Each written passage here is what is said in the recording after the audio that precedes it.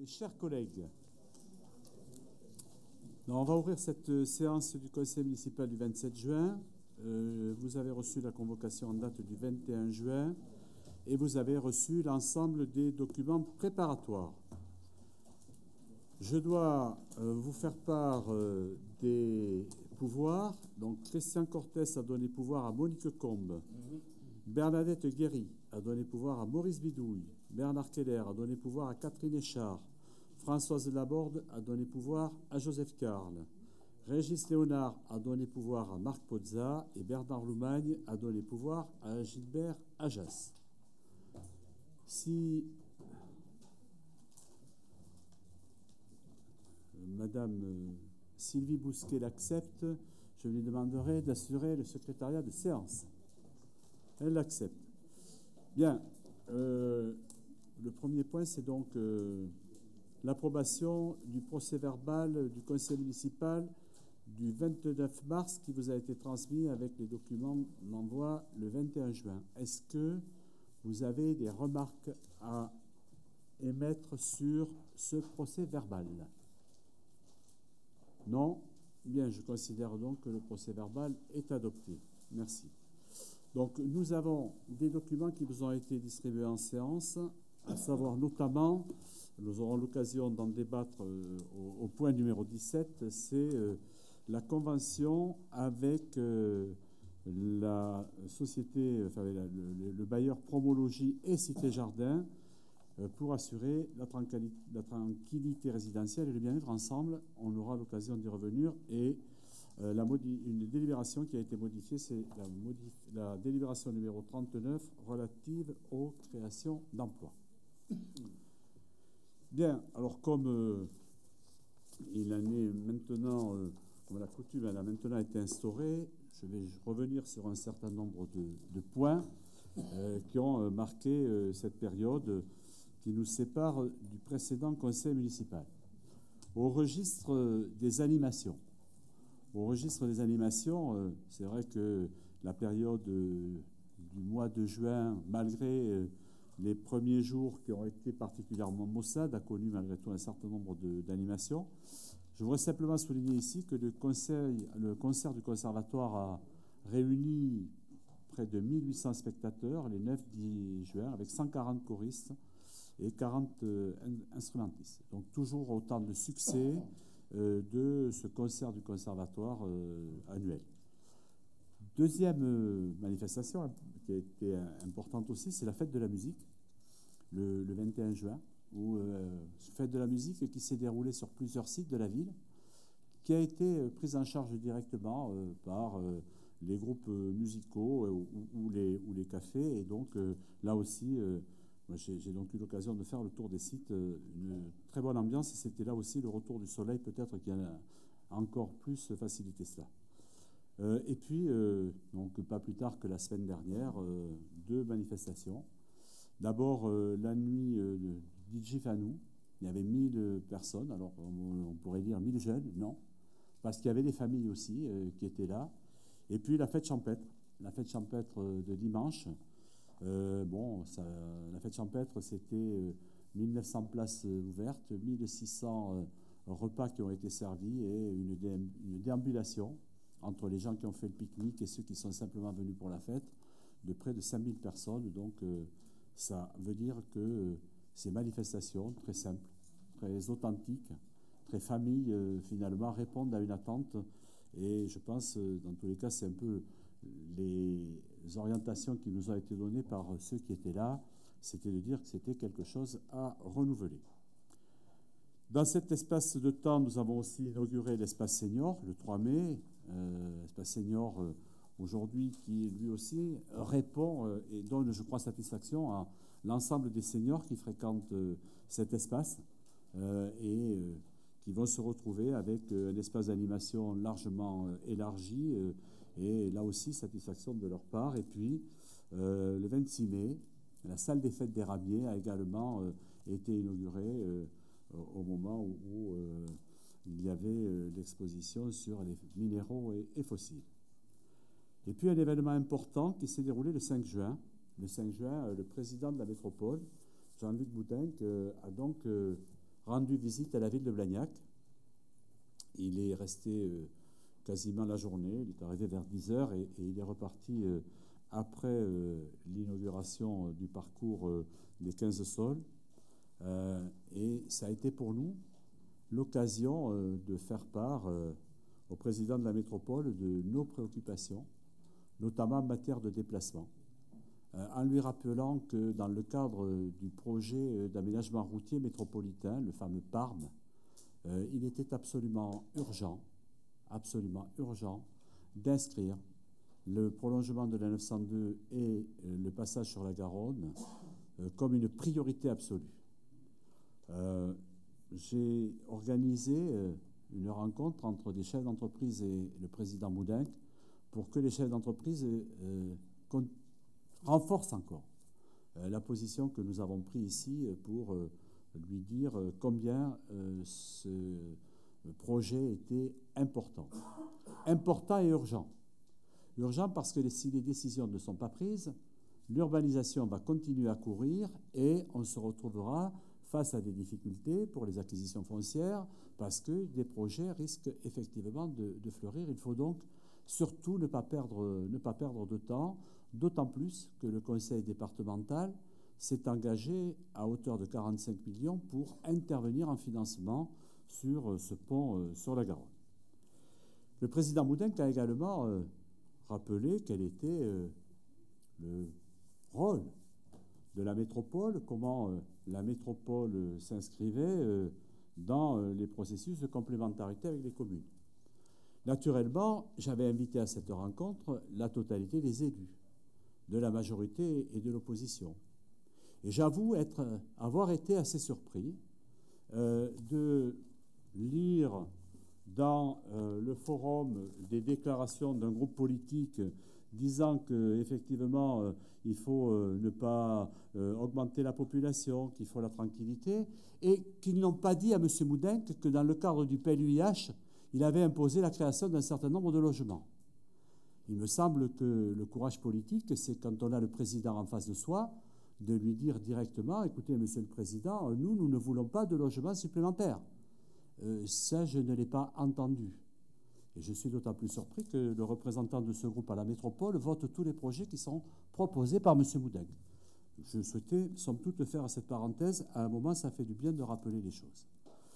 En matière d'emploi, là aussi, on nous dit souvent que faites-vous pour l'emploi?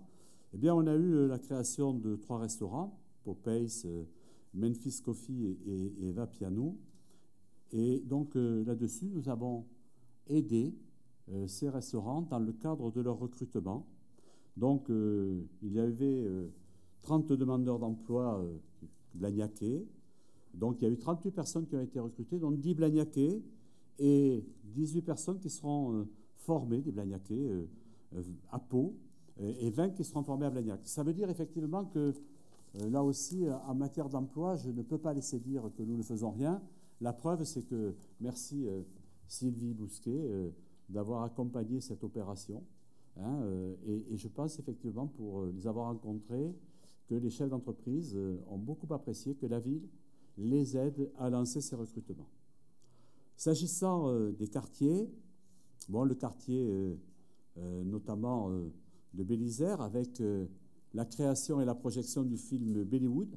Bellywood a été projeté sur le quartier même le 4 mai, avec une centaine de participants, et puis ça a été projeté au Rex, 210 spectateurs, et c'est une initiative qui a permis à des jeunes de faire eux-mêmes un film pour parler de leur quartier.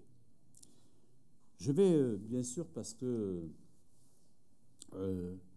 ça a fait un peu le buzz, comme on dit, j'ai été amené, chers collègues, avec naturellement l'assentiment de la majorité avec laquelle nous en avons discuté préalablement, j'ai été amené à prendre un arrêté le 16 mai 2018 relatif au compteur Linky. Je sais que certains se sont émus et même on dit on est contre les compteurs Linky. Moi, je n'ai pas dit que j'étais contre les compteurs Linky.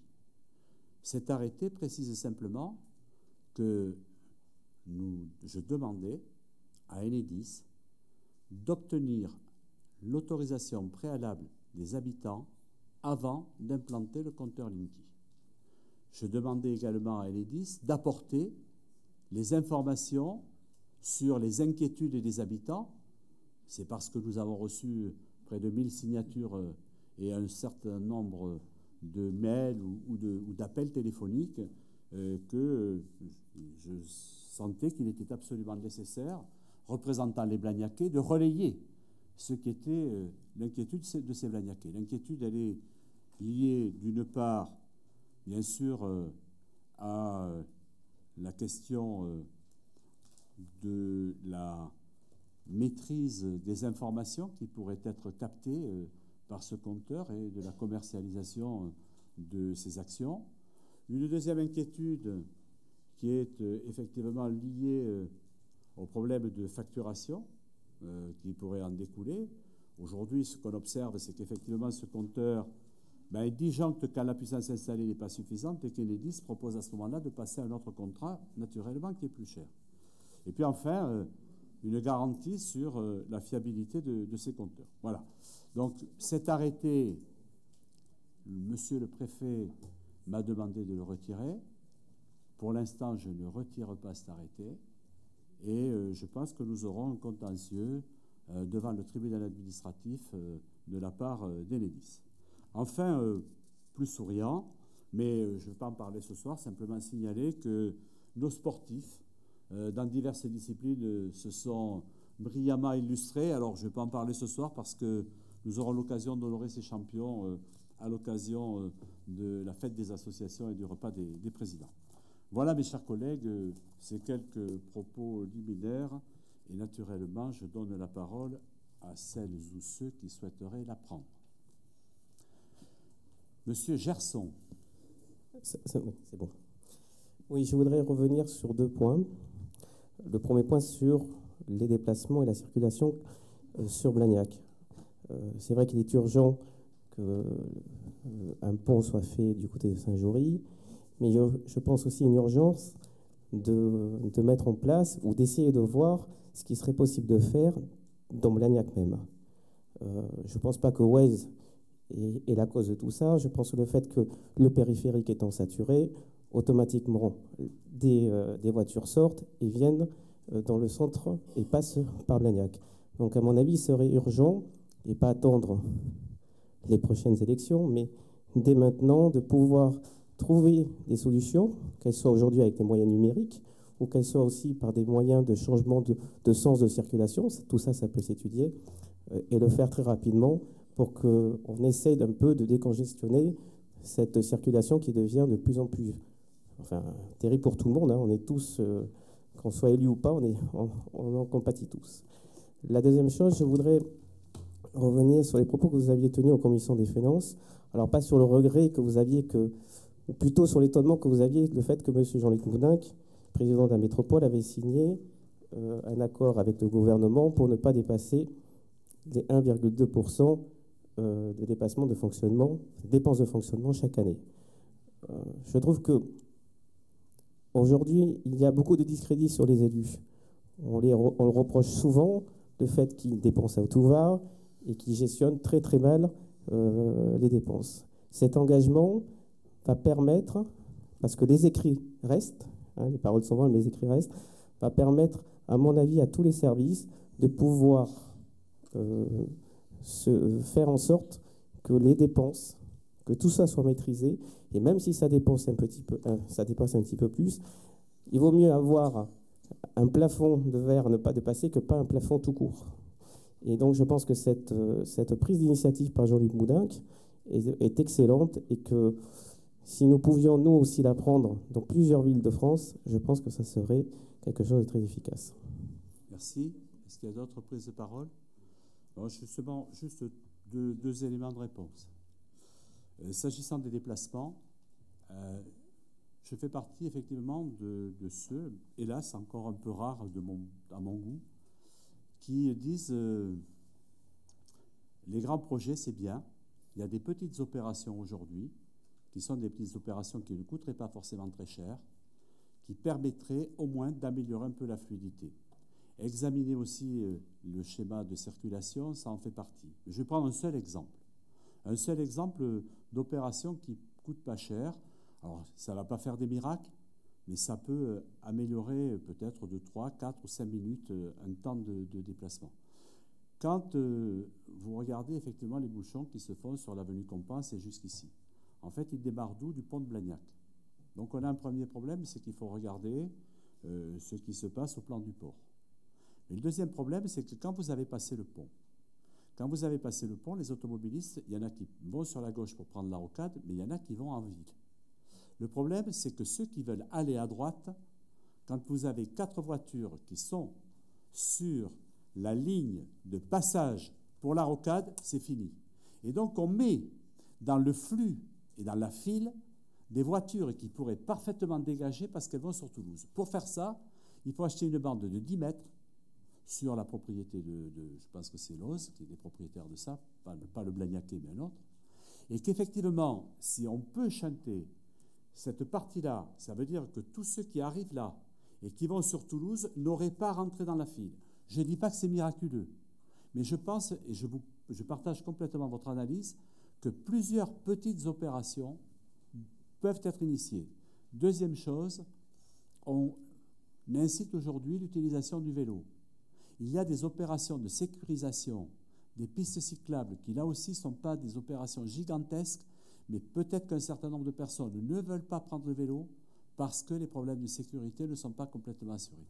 Donc je partage effectivement, et je suis de ceux, et je l'ai même dit à l'occasion d'une interview que j'ai été amené à donner à la presse, aussi bien écrite que télévisée, que c'était un sujet à regarder. Sur les 1,2%. Bon, moi, j'ai refusé de voter la proposition qui nous était faite. Non pas parce que je considérais qu'il ne fallait pas voter. Parce que la date à laquelle on nous demandait de voter me paraissait un peu précipitée au regard des négociations qu'il y avait avec la préfecture à ce moment-là. Nous avions jusqu'à demain, c'est-à-dire au Conseil métropolitain qui aura lieu demain, pour accepter le pacte. Nous l'avons signé pratiquement 1 mois et demi plus tôt. Et la remarque que j'ai faite en Conseil métropolitain, c'est de dire au président, on peut admettre qu'on peut aller vers le pacte, mais ne nous précipitons pas, attendons le 28. Sur le fond, je le redis ici, nous ne tiendrons pas les 1,35% de croissance de la dépense de fonctionnement. Donc ça veut dire que de toute manière, nous serons en dépassement. Pourquoi est-ce que j'étais favorable à la signature du pacte? Parce que la sanction est différente selon qu'on a signé ou qu'on n'a pas signé. Et lorsqu'on a signé, la sanction est réduite de moitié. D'où l'intérêt de signer le pacte. Donc vous voyez, je n'étais pas opposé. Simplement, c'était de dire, ne nous précipitons pas, on n'a jusqu'au 28, prenons la délibération le 28, et nous aurions voté le 28 la décision de signer le pacte. Peut-être que le Premier ministre venait sur Toulouse, c'était peut-être aussi l'occasion de faire... Non, mais c'est parce que nous avions pris cette décision qu'il est venu. Alors, après, on verra ce qu'il va apporter. Hein. Moi, si effectivement, dans la Corbeille, il a 150 policiers, je serais très content. Je ne suis pas sûr qu'il les ait. Non, c'est par rapport au compteur Linky. Par rapport à ce que vous disiez précédemment, Monsieur le maire, il faut savoir que le 2 février 2016, à l'Assemblée nationale, interrogé, le président Moloubou, président d'Enedis, dans le premier article, a reconnu que de toute façon, le compteur et la pose du compteur n'étaient pas obligatoires. Je pense que c'est une bonne nouvelle et un bon travail des journalistes d'avoir recherché ce genre de déclaration. Je dis, le compteur Linky n'est pas obligatoire. Donc, on ne peut pas imposer et poser le compteur sans l'assentiment des bénéficiaires. Merci Alain, parce que ce sera un argument extrêmement intéressant quand nous aurons à débattre de ces questions devant le juge administratif. Ce qui ne saurait tarder, je pense. Bien, s'il n'y a pas d'autres demandes de prise de parole, je vous propose de passer à l'ordre du jour. Donc le premier point, c'est celui relatif aux décisions. Est-ce que sur les décisions, il y a des demandes de précision? Oui, bien sûr. Bonsoir. Non, pas de précision, mais juste des observations. Oui. Encore une fois, beaucoup d'avenants sur les travaux. Alors vous allez me dire que je sais ce que c'est les avenants, mais notamment sur la salle des fêtes. Déjà, on avait exposé un peu le budget au niveau de l'estimation APD ou APS par rapport à l'estimation initiale, et là, on se repaye encore plus de 9% d'avenants. Voilà, juste une observation. Monsieur Bergon. Oui, une observation, 2,9%. Vous n'êtes pas sans ignorer ce qu'il a fallu faire, notamment au regard, vous parlez bien de la salle des fêtes des Ramiers, Oui, oui. au regard du PPRI et des contraintes qui nous ont été imposées, de la passerelle refuge qu'il a fallu faire, etc. Donc, je pense qu'au contraire, il faut se féliciter qu'on ait pu maintenir le budget dans le pourcentage que vous indiquez. Bien, merci. Enfin, dans tous les cas, moi, ce que j'observe sur cette question, c'est qu'on nous avait reproché de ne pas avoir des salles des fêtes. Maintenant, nous avons une salle des fêtes. Nous avons la salle des fêtes des Ramiers. Ça me paraissait... Et effectivement, ça veut dire que même si on met le temps, on entend les remarques. Vous la baptisez salle des fêtes. Voilà. Enfin, pour nous, ce n'est pas une salle des fêtes. Enfin, on en rebattra plus tard. Oui, oui, oui. Enfin, vous l'avez baptisée salle des fêtes en cours de chantier aussi, quoi. Parce qu'au départ, ce n'était pas une salle des fêtes. Quand vous avez commencé les travaux. Ah bon? C'était la réhabilitation de la salle polyvalente. Ouais. Non, mais moi, Bon, on ne va pas débattre là du pourquoi ou non de la salle des fêtes. Non, attends, c'est la salle du conseil municipal, c'est la démocratie, elle s'exprime ici. Donc, puisque vous ouvrez un débat, il faut qu'on l'ouvre et qu'on le poursuive, n'est-ce pas? Sans quoi vous me reprocherez après de ne pas ouvrir les débats. Non, on est tellement mal habitué à ne pas pouvoir débattre que j'ose plus débattre. Et mes collègues, pareil. Voilà. Peut-être que c'est parce que Bernard n'est pas là, mais tant mieux, si on peut débattre. Christian? Oui, ne faites pas comme par le passé. Il n'y a pas de polémique dans mon propos, mais n'insinuez pas, dites vraiment les choses. Que vous dites que ce n'est pas une vraie salle des fêtes, qu'est-ce que vous voulez dire? Ce n'est pas une vraie salle des fêtes. Vous y êtes allé, vous avez fait l'inauguration. Qu'est-ce que c'est ou en quoi ce n'est pas une vraie salle des fêtes? Dites ce que vous voulez dire. Non, parce que pour moi, une salle des fêtes, c'est une salle déjà que l'on peut scinder en plusieurs espaces. Ce n'est pas une salle où on fait du sport en même temps que d'autres activités. C'est une salle avec un vrai office. Je ne suis pas à l'inauguration, mais j'ai quand même vu la salle. Voilà. Après, le lieu, à mon avis, n'est pas adéquat non plus par rapport aux riverains. Enfin, voilà, il y a beaucoup de choses. Non, ça va. Je ne vais pas prolonger le débat là-dessus, mais c'est tout l'inverse. La salle des fêtes, elle a été conçue avec une inversion de l'entrée justement pour profiter de tout le parking qu'on a fait. Donc elle est surtout bien placée. Vous parlez d'office. Si vous étiez venu à l'inauguration, vous aurez vu ce qui a été fait aussi au niveau d'office et pour permettre l'accueil des traiteurs, etc.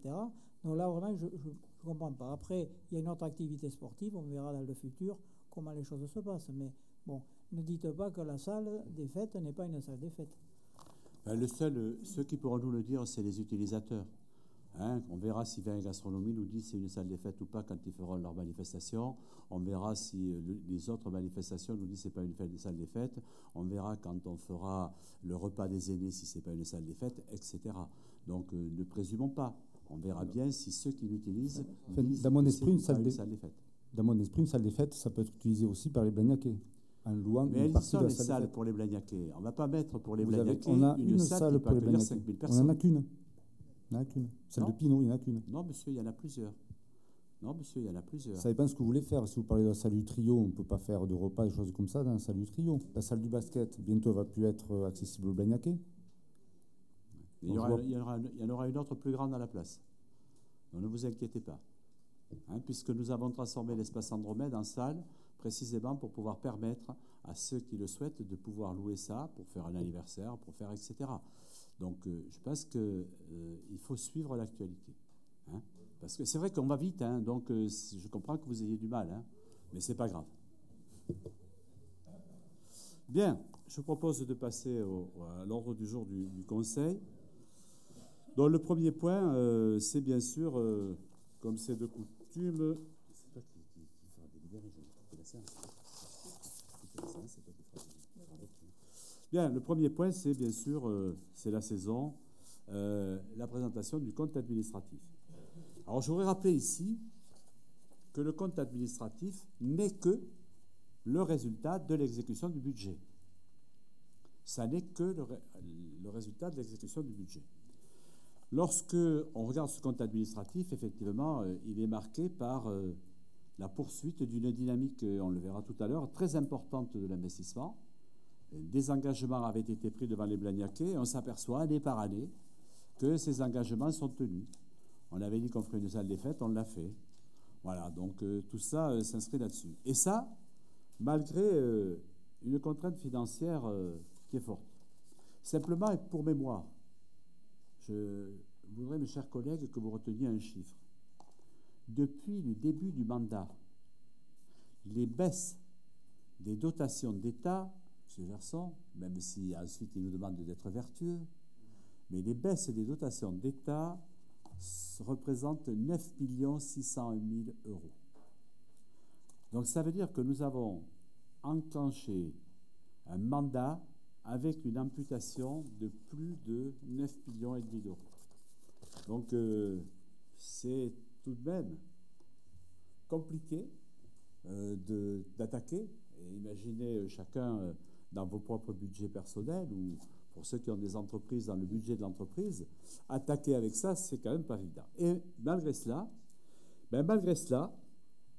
notre niveau d'épargne, certes, il connaît une toute petite diminution, mais malgré ça, on se retrouve avec un compte administratif qui fait apparaître un autofinancement de 13 millions 100.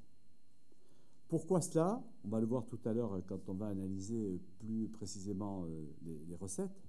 Parce que nous bénéficions de la dynamique que nous avons engagée, mais aussi, et c'est là où effectivement nous pourrions signer le pacte avec l'État, parce que nous y sommes, nous pourrions le signer parce qu'effectivement, indépendamment de la préconisation de l'État, et nous n'avons pas attendu que le président vienne là-dessus à notre secours, nous avions engagé, et je sais que vous l'avez souligné, M. Gerson, un travail de maîtrise de la dépense de fonctionnement, parce que nous savons tous ici que c'est par là que, effectivement, les problèmes peuvent arriver.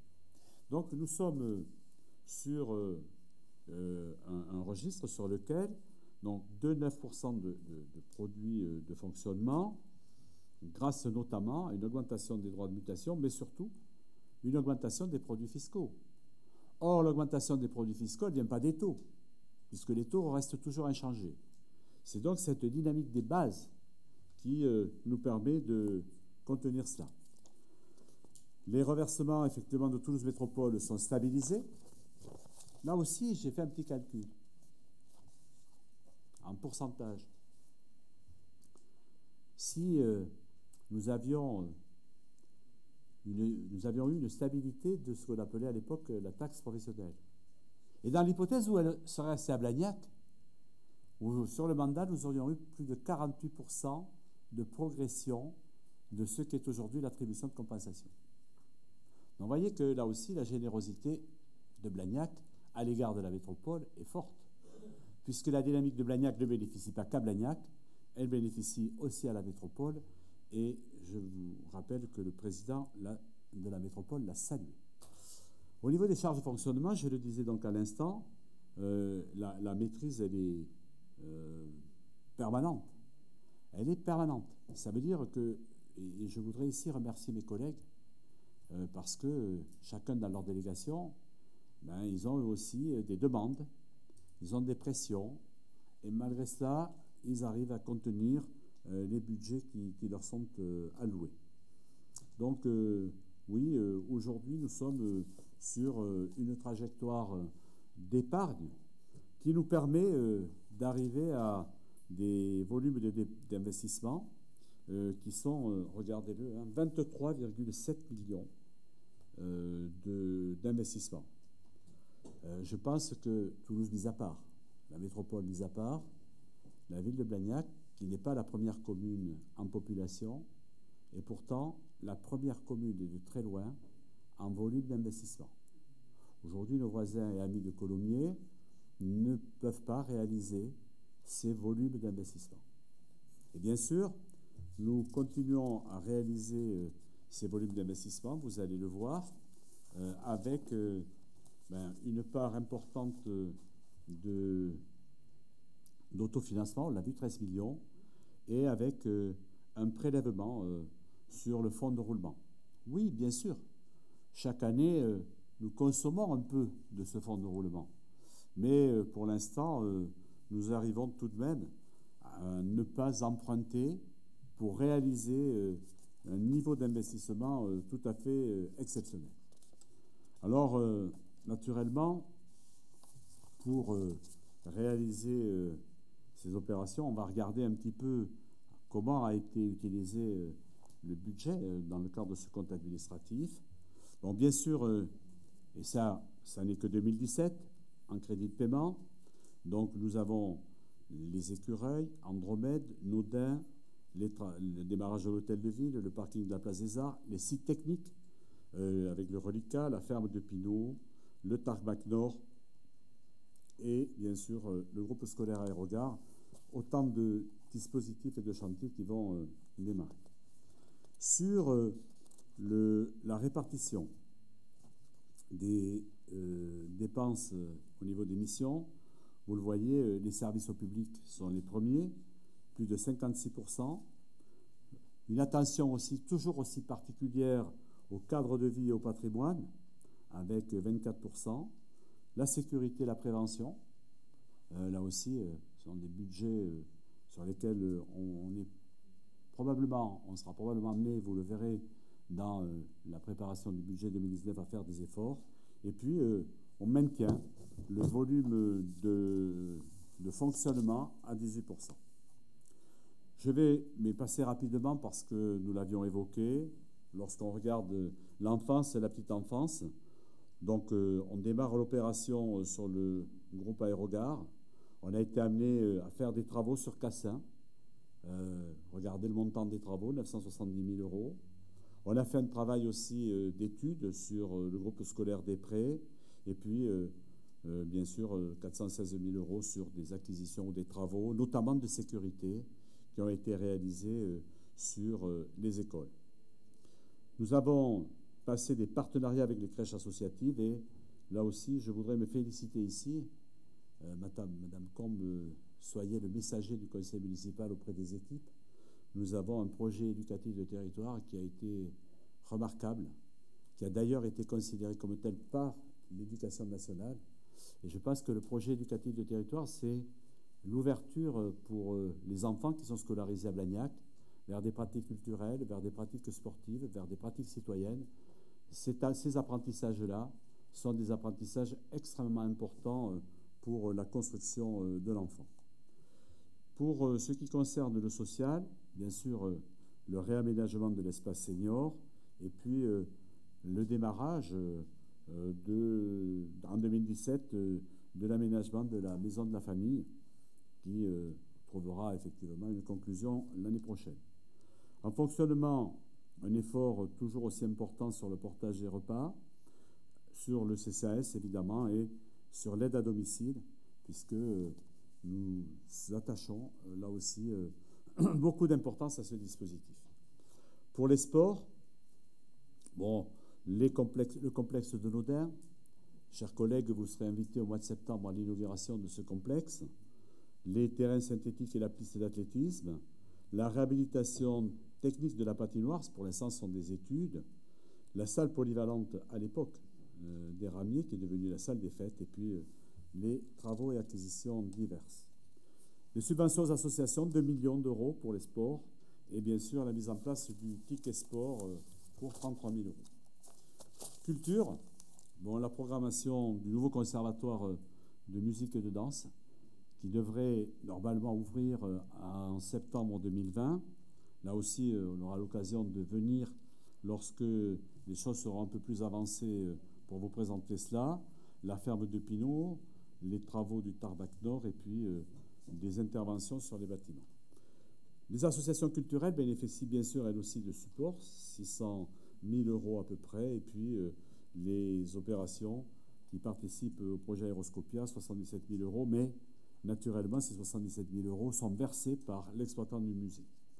Pour la jeunesse, bien sûr la bourse au permis de construire, mais sur la jeunesse en fait c'est du permanent. Conduire. De conduire. Bon, il fait chaud aussi, hein, ici.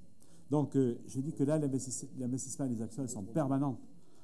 Quand on voit ce qui se passe sur ce qui va se passer cet été, hein, peut-être qu'on pourra l'évoquer dans le courant de ce conseil, quand on voit les activités, quand on voit toute la dynamique qu'on a aujourd'hui sur l'accompagnement des politiques de la jeunesse, c'est vrai que c'est un point fort important. Sur le volet du cadre de vie, je crois effectivement qu'on aura peut-être là à regarder les investissements, vous le disiez tout à l'heure, M. Gerson. Bon, pour l'instant, on a fait des aménagements qui participent à l'amélioration de notre patrimoine. Peut-être demain, pour forcer la main à la métropole, faudra-t-il que nous cofinancions ce que vous disiez tout à l'heure, pourquoi pas un certain nombre de petites opérations dès lors qu'elles seraient susceptibles d'améliorer très sensiblement la circulation dans Blagnac. Vous le savez, cette compétence est une compétence qui est une compétence métropolitaine, mais moi je pense que le Conseil en serait d'accord. C'est un moment pour déclencher des opérations, ben, il faut faire un geste. Je pense que ça vaudra peut-être la peine que nous fassions ce geste. Pour regarder sur les travaux du patrimoine, donc les sites techniques qui sont enclenchés, l'hôtel de ville, je pense qu'on pourra bientôt véritablement voir l'hôtel de ville sortir complètement de terre, le parking, et puis nous réalisons pas mal de travaux en régie. Et tout à l'heure, M. Bergon, vous aurez l'occasion de montrer tout ce qui a été fait sur l'éclairage public, puisqu'on a une délibération concernant le SDEG. Donc, bon, après, bien sûr, tous les travaux qui sont liés à l'enveloppe de voirie de la métropole, vous voyez que nous sommes sur une enveloppe de voirie de 1 551 000. Mes chers collègues, vous le constatez, ce compte administratif n'est pas une surprise. Ce compte administratif est conforme au budget que j'avais soumis à votre vote en décembre 2016. Et donc, voilà ce qu'est le résultat de l'exécution du budget 2017. Je vous laisse la parole.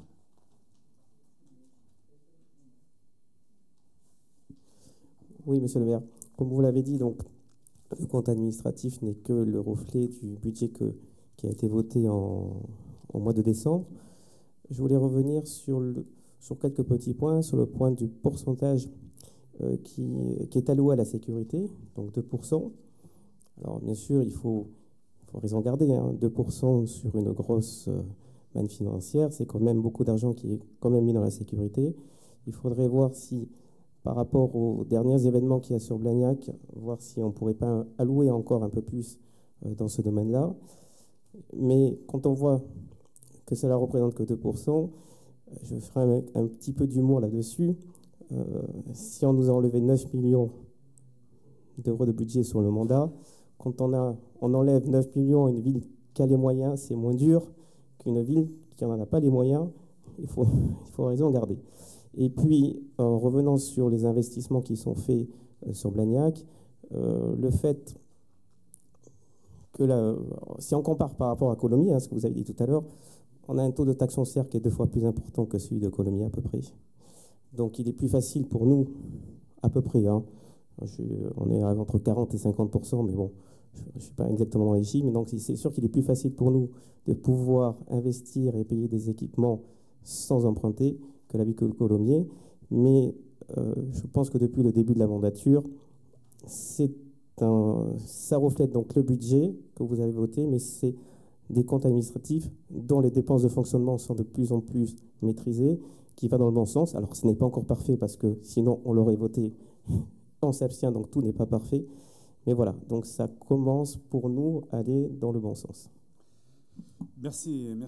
Gerson. Alors, c'est vrai que je transmettrai à Mme Karine de Travail-Micheté ses félicitations. Mais simplement, ce que je veux dire, c'est qu'effectivement, ce compte administratif, il reflète l'exécution du budget. Moi, je voudrais, bien sûr, qu'il y a encore, ici ou là, des progrès potentiels. Et ce serait triste s'il n'y en avait pas. Donc, on va aller les rechercher. Sur la sécurité. Sur la sécurité, deux choses. Il y a la part, effectivement, qui incombe à la ville, puis il y a la part qui incombe à l'État. Or, vous le savez, et je pense que nous sommes là aussi tous d'accord pour regretter que les engagements qui avaient été pris quand on a dit Blagnac sera en zone police, ces engagements ne soient pas tenus. Ils ne sont pas tenus en termes d'effectifs. Mais ce qui est plus grave, c'est que les effectifs de Blagnac, comme ceux de Colomiers ou de Tournefeuille, les deux autres villes qui sont des villes sous commissariat de police, soient largement récupérés sur Toulouse. Ce qui fait qu'effectivement, pardonnez-moi, le terme est peut-être un peu fort, mais nous avons un kidnapping des policiers de Blagnac pour qu'ils aillent sur Toulouse. Je dis bien, c'est vrai pour Tournefeuille, c'est vrai pour Colomiers. Donc moi j'espère que les choses vont changer, qu'elles vont évoluer. Je ne peux pas trop en dire ici. Je m'emploie auprès du nouveau directeur de la sécurité publique à travailler là-dessus. De la même façon, avec Mohamed Mafri, nous avons des rencontres régulières avec Tournefeuille et Colomiers parce que les problématiques aujourd'hui sont identiques. Pour peser, nous allons aussi, et nous interviendrons auprès du président de la métropole pour expliquer que nous avons des quartiers à Blagnac et à Colomiers qui sont des quartiers politiques de la ville, sur lesquels, effectivement, on a, on le sait, des taux d'incivilité qui sont un peu supérieurs parfois à d'autres. Nous avons aussi des croissances d'effectifs. Donc tout cela fait que nous souhaitons, avec ces communes-là, tout simplement, que nous soient restitués les effectifs qui nous avaient été alloués. Je veux dire que si nous avions les effectifs en équivalent temps plein qui nous ont été alloués, je pense que nous n'aurions pas un certain nombre de problèmes que nous connaissons aujourd'hui. Donc, je ne veux pas être béat, je ne veux pas être de l'optimisme trop important, mais je pense quand même que les choses vont évoluer et j'espère qu'elles évolueront dans le bon sens. Cela étant, nous travaillons aussi sur un dispositif de mise en œuvre des caméras de surveillance. Là aussi, les caméras de surveillance, elles ont été mises au moment où elles ont été implantées, là où c'était pertinent. Peut-être qu'aujourd'hui, ces implantations le sont moins. Et par rapport à cela, vous le savez, dès que les locaux de la police municipale seront rénovés, c'est-à-dire octobre, nous aurons le centre de visionnage à Blagnac. Il ne sera plus à Toulouse, il sera à Blagnac. Ce qui veut dire que là aussi, l'utilisation de ce que l'on peut récupérer par les caméras sera différente parce que le mur d'image sera là. L'exploitation sera beaucoup plus facilitée. Donc tout cela fait que, je le répète, je ne suis pas d'un optimisme béat, mais je pense que nous pouvons faire des progrès. Et là aussi, la cartographie d'implantation des caméras est peut-être une cartographie qu'il faut revoir parce que là aussi, les choses ne sont pas fixes. Et la délinquance aussi, elle est mobile.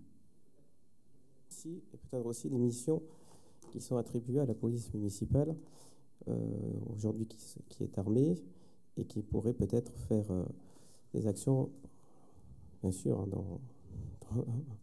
dans le droit, mais qui pourrait avoir des missions peut-être un peu plus élargies qu'elles ne sont actuellement.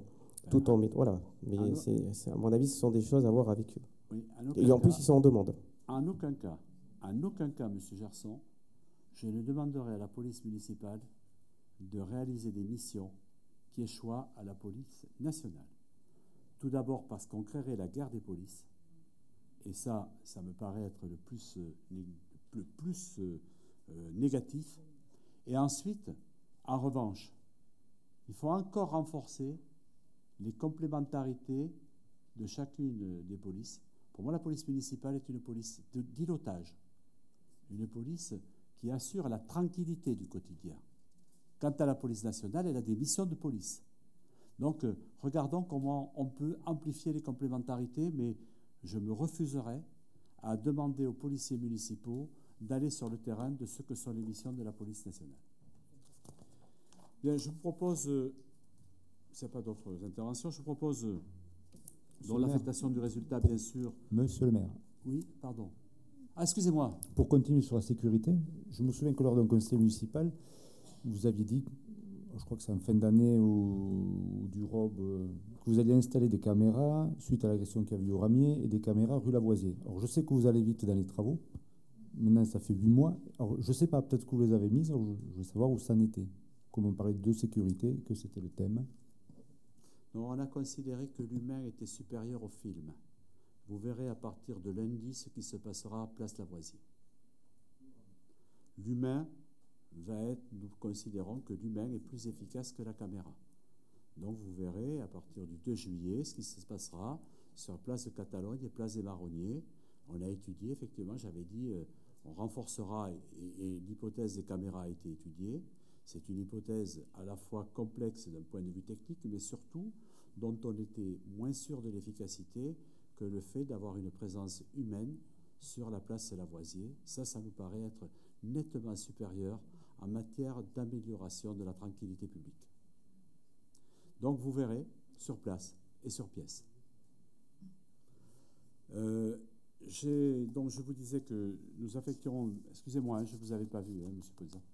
Je vous proposez donc les affectations de résultats en réserve.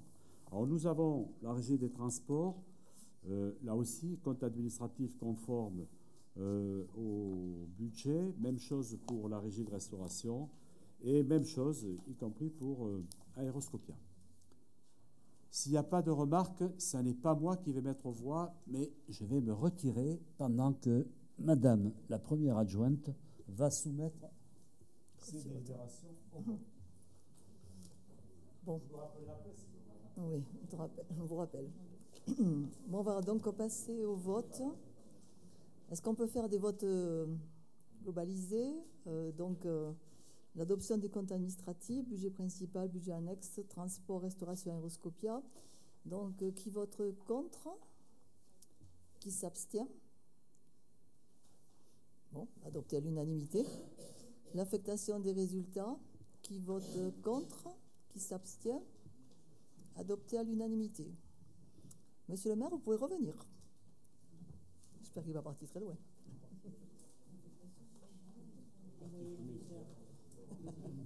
On va le chercher. La proximité technique de Saint-Jean.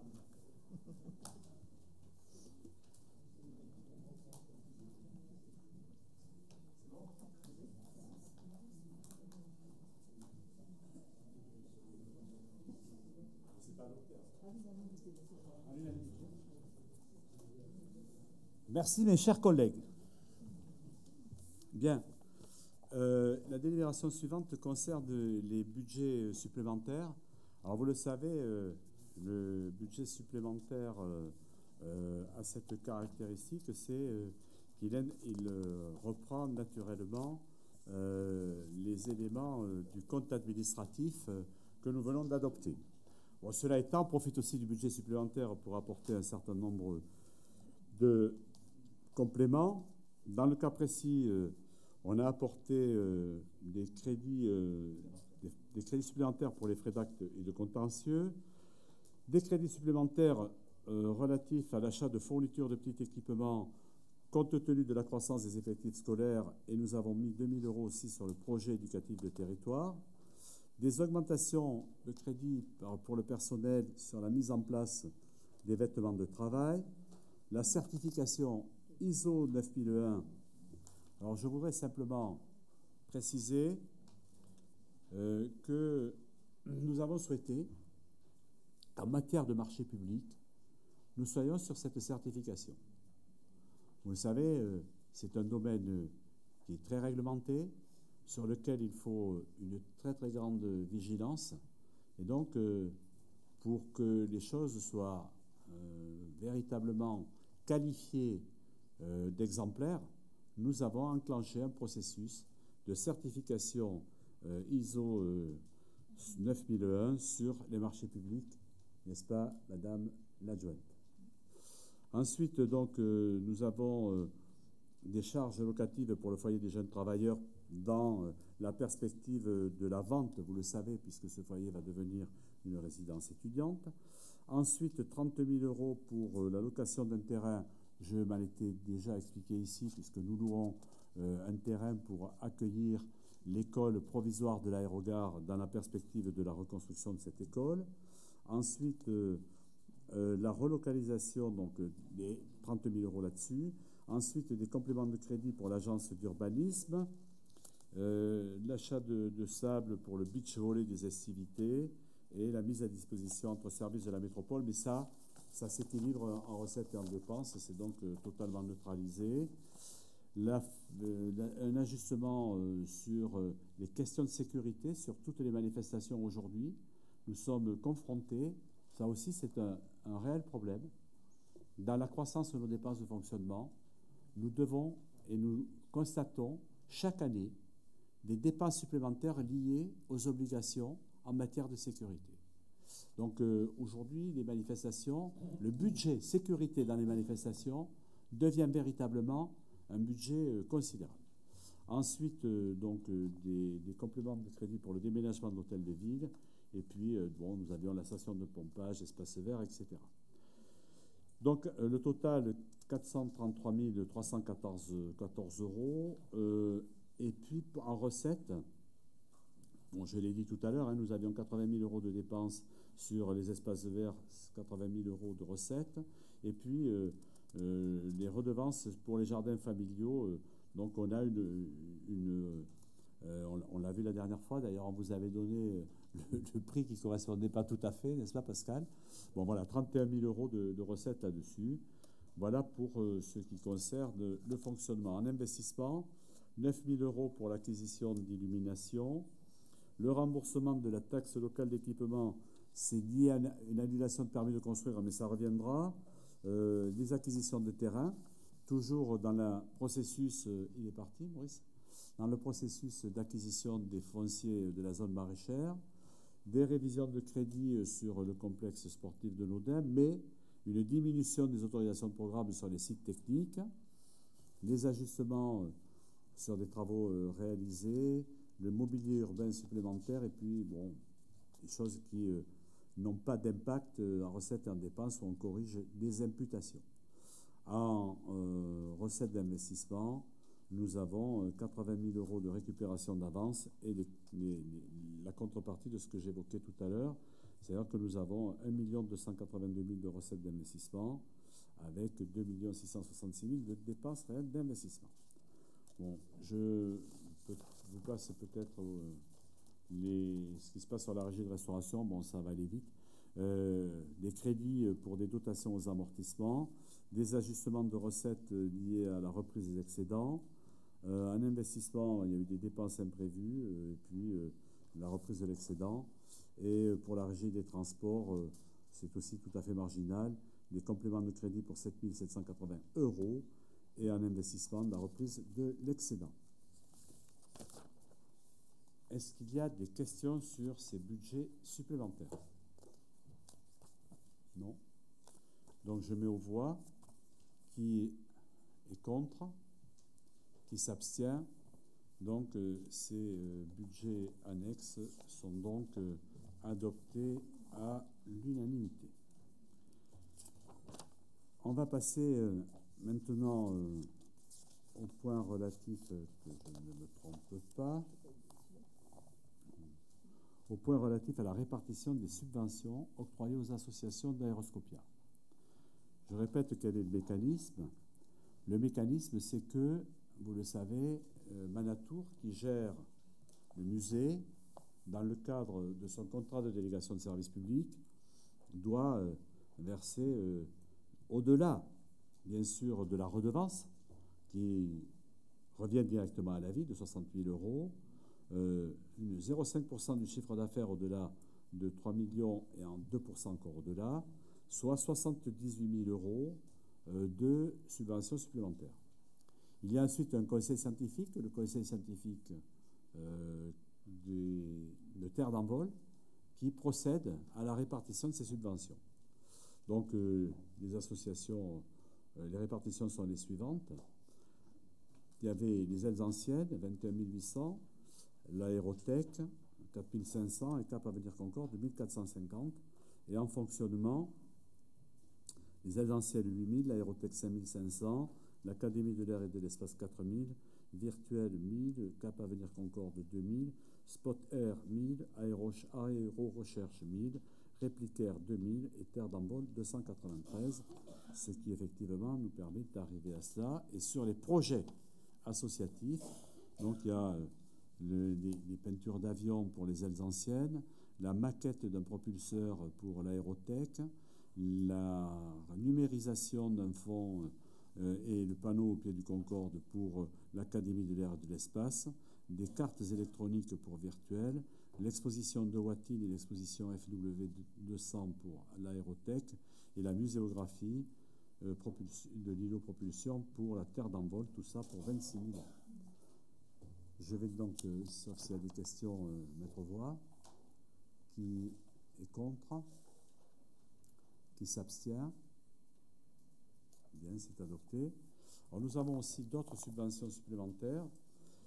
Une subvention pour le BSC Rugby. Bon, vous avez peut-être eu l'occasion de voir les fresques qui ont été faites sur les tribunes du Stade Argelès. Donc ces fresques ont été réalisées bénévolement par des artistes spécialistes du graffiti et la ville a participé en fournissant la peinture et qui a permis de faire ces fresques à hauteur de 5 000 euros, d'où la subvention complémentaire. Ensuite, le Punch Savate a organisé un gala de boxe le 2 juin 2018, un gala de boxe remarquable. Cette association est remarquable au regard du nombre de licenciés et surtout de la répartition entre les filles et les garçons, puisqu'on est sur 2 tiers, 1 tiers, 2 tiers de filles qui pratiquent le punch savate. Donc ça aussi, avec un président et un éducateur, je crois que je souhaiterais saluer ici parce qu'ils font un travail remarquable, y compris dans les quartiers. Et puis la dernière, c'est pour les affaires sociales, l'Alliance Sage Adage, 2 504 euros. Y a-t-il des questions sur ces subventions complémentaires? Non, je vais mettre aux voix qui est contre, qui s'abstient, qui ne participe pas au vote. Elles sont donc adoptées. Bon, on a ensuite une délibération relative à la constitution et reprise de provision. Vous le savez, les règles que nous devons appliquer, qui sont des règles prudentielles, nous demandent, dès qu'il y a un doute sur le recouvrement d'une créance, sur un contentieux, d'assurer les provisions à 100%. Et ça nous conduit effectivement à disposer de provisions, mais on le voit aussi, année par année, nous faisons ce qu'on appelle des reprises de provisions, parce que où nous avons recouvré, où la dépense que nous avions provisionnée ne se révèle pas. Bref, il s'agit surtout d'opérations plus à caractère comptable et technique que d'opérations financières. C'est vrai que le dispositif qui nous impose aujourd'hui de créer à 100% fait que nous avons des sommes relativement importantes en matière de provision. Mais les choses sont encore plus importantes au niveau de la métropole, puisque nous avons été amenés à observer la constitution de plus de 15 millions d'euros de provisions. Des provisions qui seront sans objet, c'est-à-dire que ces 15 millions, à un moment, reviendront. Voilà. S'il n'y a pas de questions, je mets aux voix qui est contre, qui s'abstient. Donc c'est adopté à l'unanimité. La modification des autorisations de programme et crédits de paiement. Donc Naudin, on est à 9 400 000 avec les crédits de paiement qui correspondent. Donc on a un montant supplémentaire de 300 000 euros. Monsieur Polza, vous le voyez, on avait 9 100 000, on est à 9 400 000. Et par contre, pour les sites techniques, vous le voyez, on avait 12,3 millions. On n'a plus que 12 millions. Et donc, ça veut dire que les 300 de plus d'un côté se retrouvent à moins de l'autre. Je ne vais pas vous dire chaque fois la même chose. En prenant de la marge par rapport à l'estimation, vous êtes sûr de rentrer dans l'enveloppe. La prochaine fois, je vous dirai la même chose. Ouais. Voilà. Christian. Monsieur Bergon, vous demandez la parole, s'il vous plaît. La preuve que non, pas des marges, puisqu'on est obligé de rajouter 300 sur Nodin. C'est la preuve qu'on n'a pas pris des marges. Donc sur Nodin, pour la petite histoire, parce que vous ne l'avez pas demandé, problème de fondation et de désamiantage. Je vous le dis. Hein, voilà, comme ça vous le saurez. Bien. Alors, je lis avec attention les comptes rendus des commissions. Donc, Mais c'est tout à votre honneur, monsieur Polza. donc nous demanderons votre dissocié. Bien. Alors, sur Nodin, qui est contre, qui s'abstient, donc c'est adopté. Sur les sites techniques, qui est contre, qui s'abstient, donc c'est adopté. Ce que je ne comprends pas, c'est que vous êtes contre le fait qu'on diminue. On avait monté initial de 12 millions, alors, on je dépasse vais que vous 12 millions et réexpliquer. vous votez contre. Vous me tournez en dérision depuis le début. Alors, je vais vous réexpliquer, vu que vous n'avez pas de mémoire. Depuis le début, nous sommes contre les sites techniques à 13 millions d'euros situés sur Andromède. Voilà. Donc, nous votons contre. D'accord. Voilà. L'explication de vote méritait d'être Mais donnée. ça doit faire la 3e ou 4e ventilation qu'on vote sur les sites techniques, et chaque fois, je pensais que vous vous en souveniez. Non, mais bon, j'entends.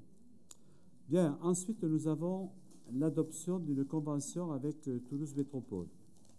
Pour nous en avons deux. L'une pour la relocalisation des dépôts de déchets et de la propreté de la métropole. Bien, vous le savez, aujourd'hui, les véhicules de collecte des déchets ménagers sont hébergés précisément sur les anciens locaux des sites techniques de la ville, ce qui fait que nous sommes aujourd'hui bloqués par cela. Donc nous avons négocié avec la métropole le fait que le dispositif de collecte des déchets puisse être localisé sur un autre site. En fait, ce sera à Mondon. Et donc, nous avons fixé avec eux une date. Et de la même façon, vous le savez, sur les anciens locaux route de Grenade, aujourd'hui est localisé le service propreté de la métropole. Là aussi, du fait du déménagement de ce service sur les locaux de l'hôtel de ville, le local va être disponible. Cela étant, si on a toujours le service propreté à cet endroit, nous ne pouvons pas vendre ces locaux. Pour pouvoir les vendre, il faut que la propreté soit relogée ailleurs. Et nous avons donc une convention dans laquelle, en face de la déchetterie, sur le terrain qui est en face de la déchetterie, nous allons donc construire un hangar pour le service propreté de la métropole, de telle sorte que le service de la métropole va déménager du site actuel, ce qui nous permettra effectivement de vendre ce site, puisque nous n'aurons plus ni les services de la ville, ni les services propreté de la métropole. Ça, c'est donc je vous propose de répondre aux questions éventuelles sur cette convention. Qui est contre? Qui s'abstient? Merci, elle est adoptée. Et puis, il y a une autre convention, c'est que quand il y avait le centre technique municipal, les camions de la métropole, notamment du service propreté, bien sûr, faisaient leur plein sur place. Aujourd'hui, il n'y a plus les pompes, mais naturellement, nous avons une station sur les locaux du centre technique municipal que vous n'auriez pas souhaité à cet endroit-là. Mais donc, nous passons une convention pour autoriser les véhicules de la métropole à s'approvisionner en carburant sur le centre technique municipal, convention, vous l'avez à l'annexe d'ailleurs, qui fait naturellement que nous ferons payer à la métropole la consommation de carburant qu'elle utilisera. Est-ce qu'il y a des remarques? Non. Alors je mets aux voix qui est contre, qui s'abstient. Et donc, c'est adopté et je vous remercie. Je vais donc passer la parole à Pascal Bourreau pour la délibération suivante. Pascal, sur la convention, sur le retrait du syndicat intercommunal d'aménagement hydraulique de la vallée du Touche et de ses affluents. Autrement appelé le SIAH. Effectivement, c'est la suite du feuilleton, la suite au transfert de compétences GEMAPI au niveau de la métropole toulousaine. Suite à des discussions avec la métropole et les communes qui faisaient partie de ce syndicat, on vous propose d'acter le retrait de la commune de Blagnac du SIAH, étant donné qu'une nouvelle structure va se constituer, en quelque sorte un syndicat de la rive gauche de Garonne, pour prendre en compte toute la problématique de la GEMAPI sur Blagnac et sur les communes voisines. La délibération suivante, peut-être on pourra voter les deux parce qu'elle est en continuité, M. Bourreau. Alors la délibération suivante, en fait, elle vous propose d'acter les modifications statutaires du syndicat SIAH, sachant que comme on va le quitter, nous ne serons guère concernés par ces modifications, mais tant que le retrait du syndicat n'est pas acté, nous sommes obligés de passer cette délibération.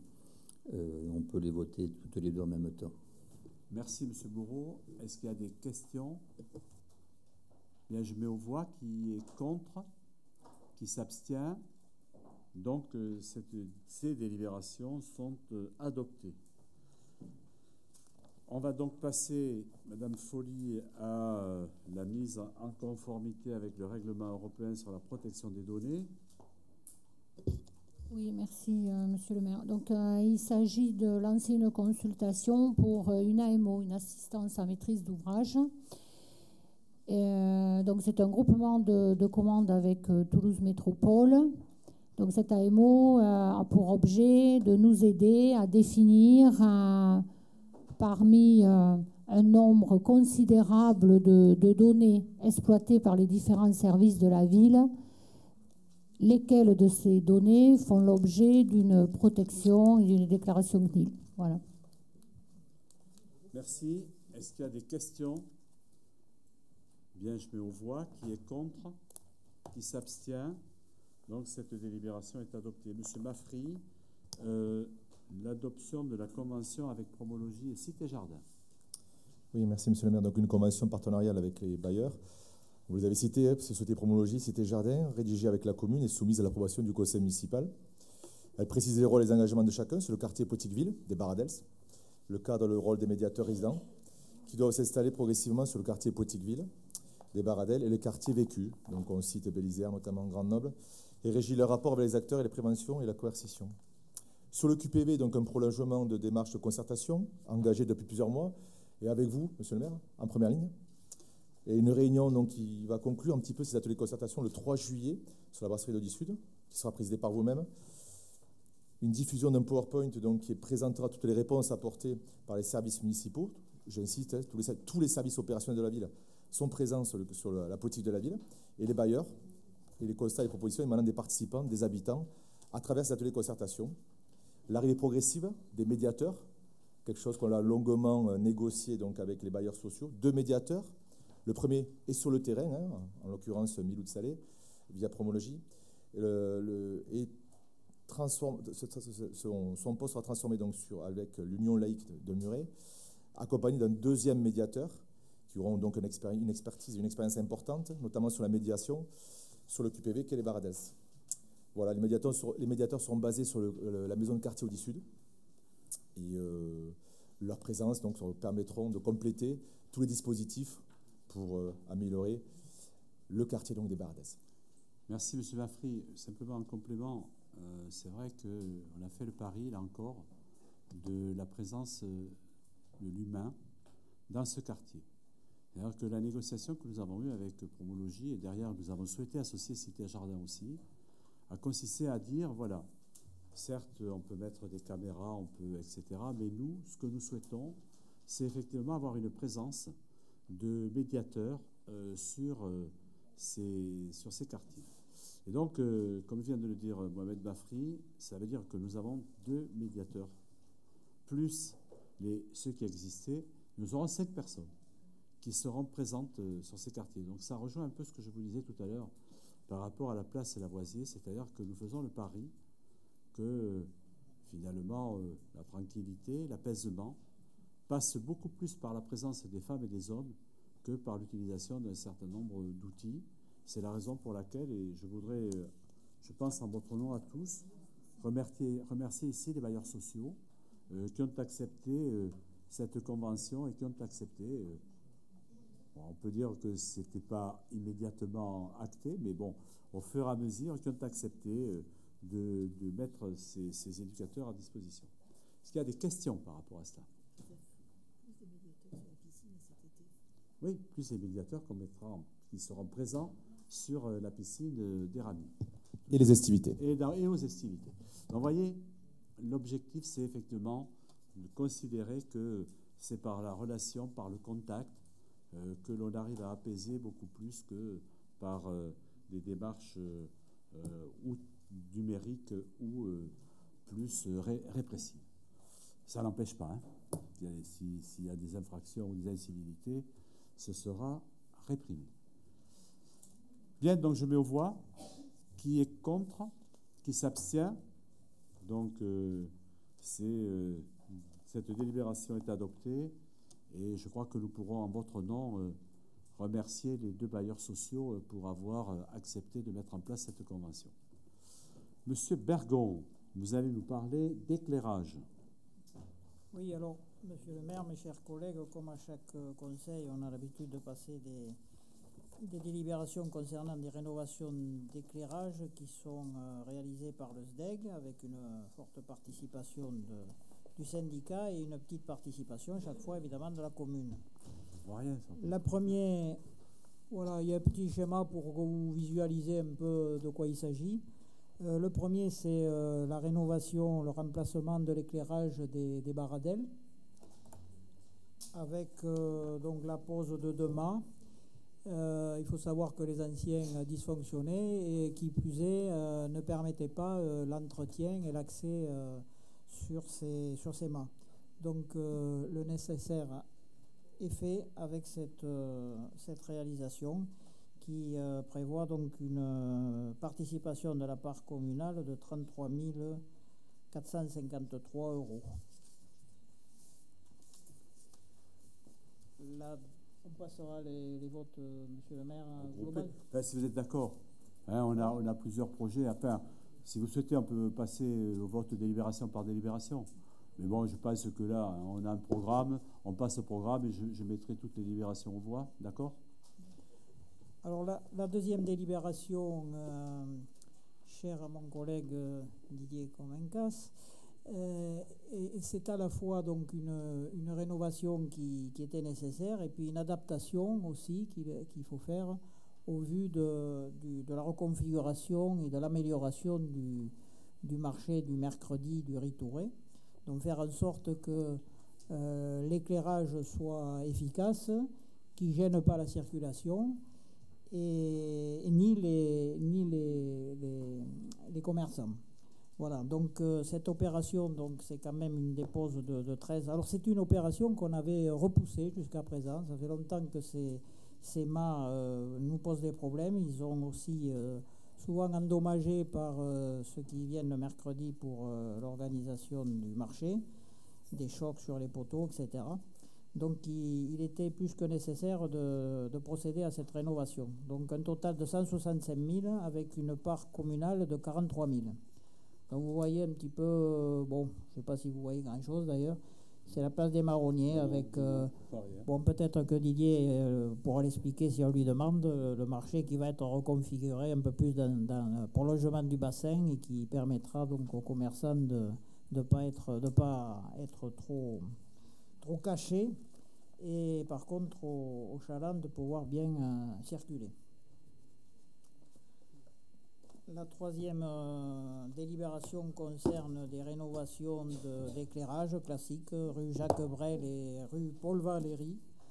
Donc là, il s'agit donc de 4 ensembles d'éclairage public vétuste. Donc là, c'est une opération qui n'est pas très lourde. C'est uniquement les systèmes d'éclairage, donc 18 000, dont 3 000 restant à la charge de la commune.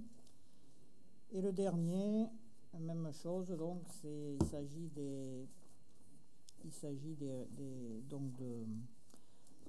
des rues Théophile Gautier, résidence des Bailly-Tous, avec donc une intervention qui appelle une participation de la commune de 4 000 €.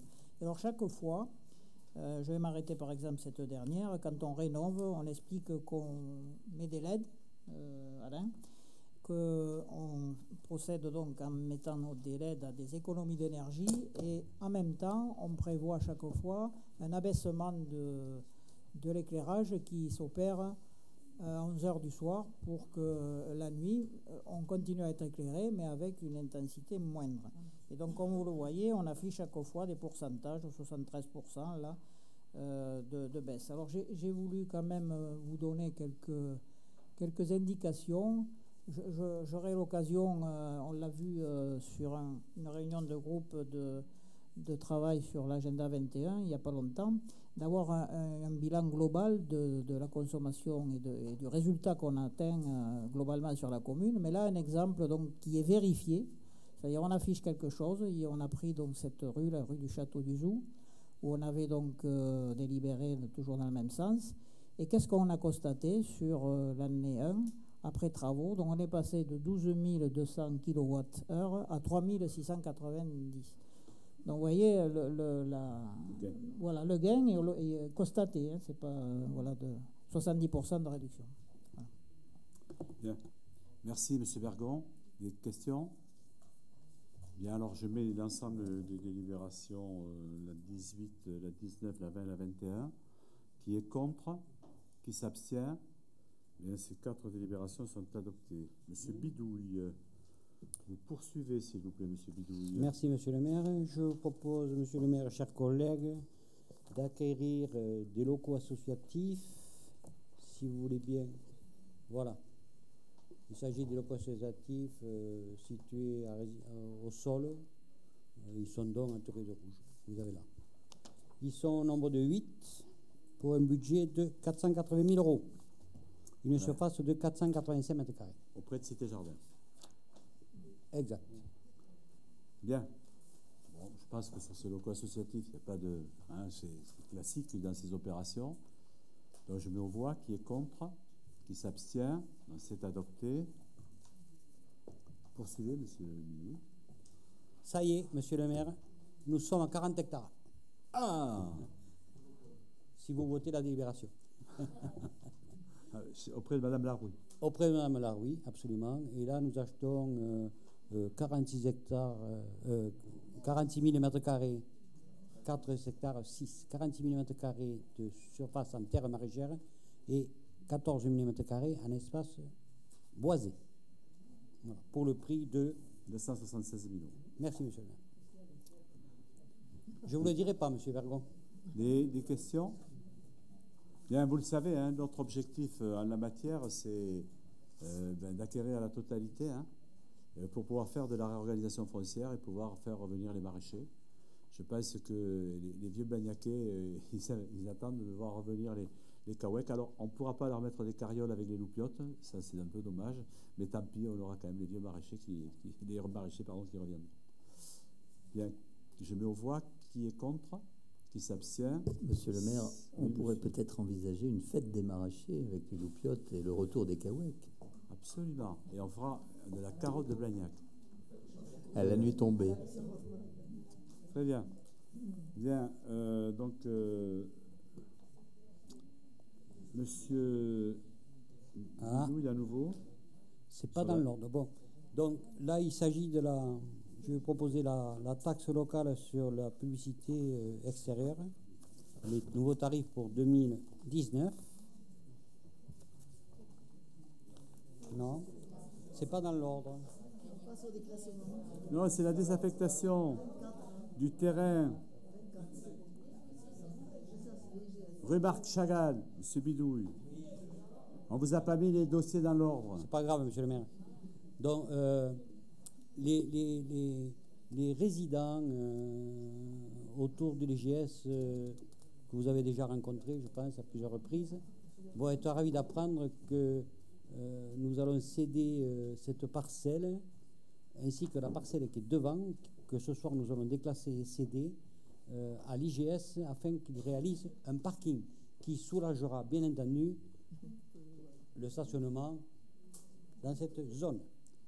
Bien, nous avons d'ailleurs organisé nous avons organisé une rencontre entre les riverains de ce secteur, n'est-ce pas, Madame l'adjointe à la démocratie de proximité, entre donc l'IGS et les riverains, pour qu'effectivement l'IGS puisse expliquer quel était le processus et le dispositif qui mettait en place là-dessus.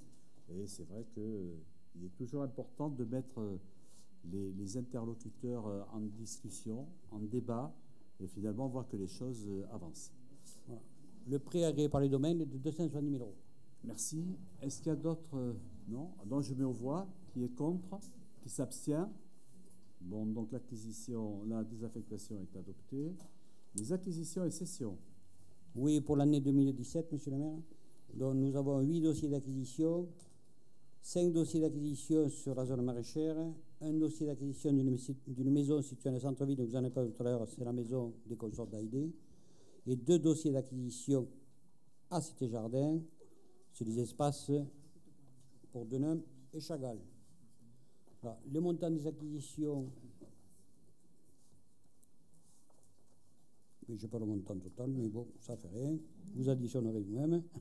Et les ventes, donc pour l'année 2017, nous avons aliéné les anciens locaux de l'école Jean Moulin à la SCI des Sœurs, à savoir Edénis, chemin des Sœurs, la maison de retraite. La maison de retraite.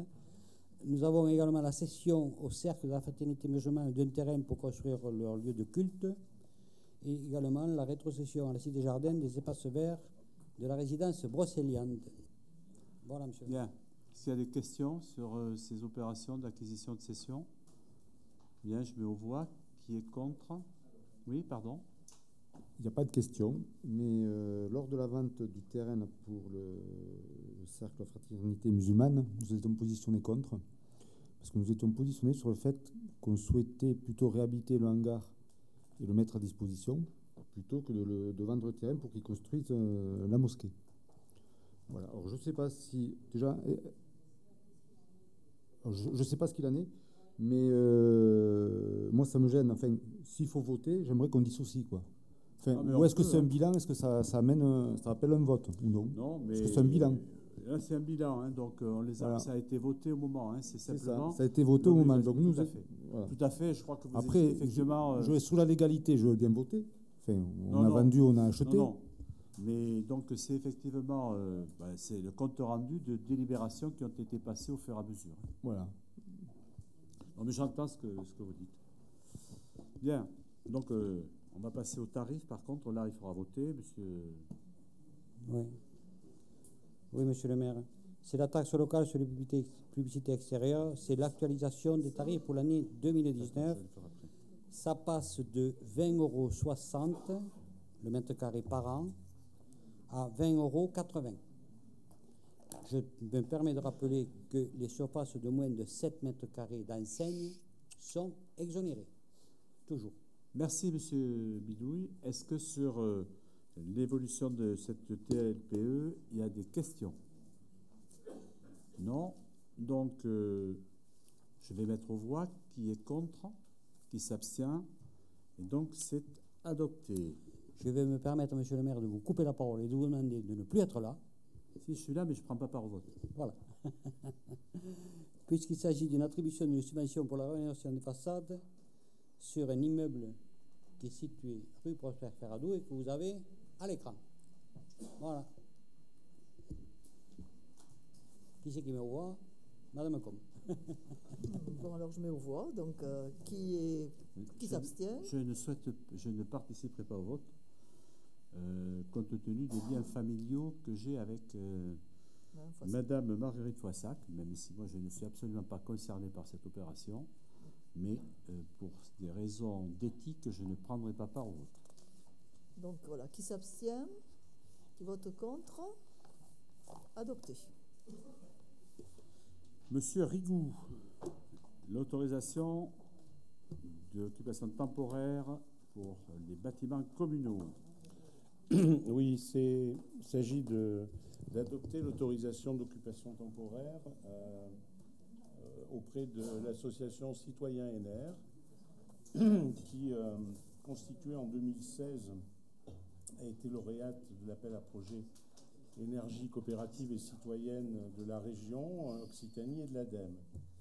Donc cette association, constituée en SCIC, SAS Citoyenne NR, nous a sollicité en tant que ville pour mettre à disposition donc de cette association citoyenne qui a comme objectif de produire de l'électricité renouvelable, notamment photovoltaïque, nous a donc sollicité pour mettre à la disposition de l'association des toitures de notre patrimoine municipal.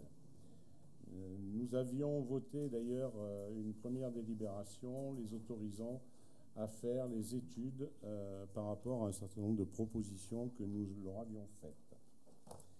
2 sites ont été choisis, le centre de loisirs Baricou, avec une surface prévisionnelle de 50 mètres carrés et la production donc de 9 kW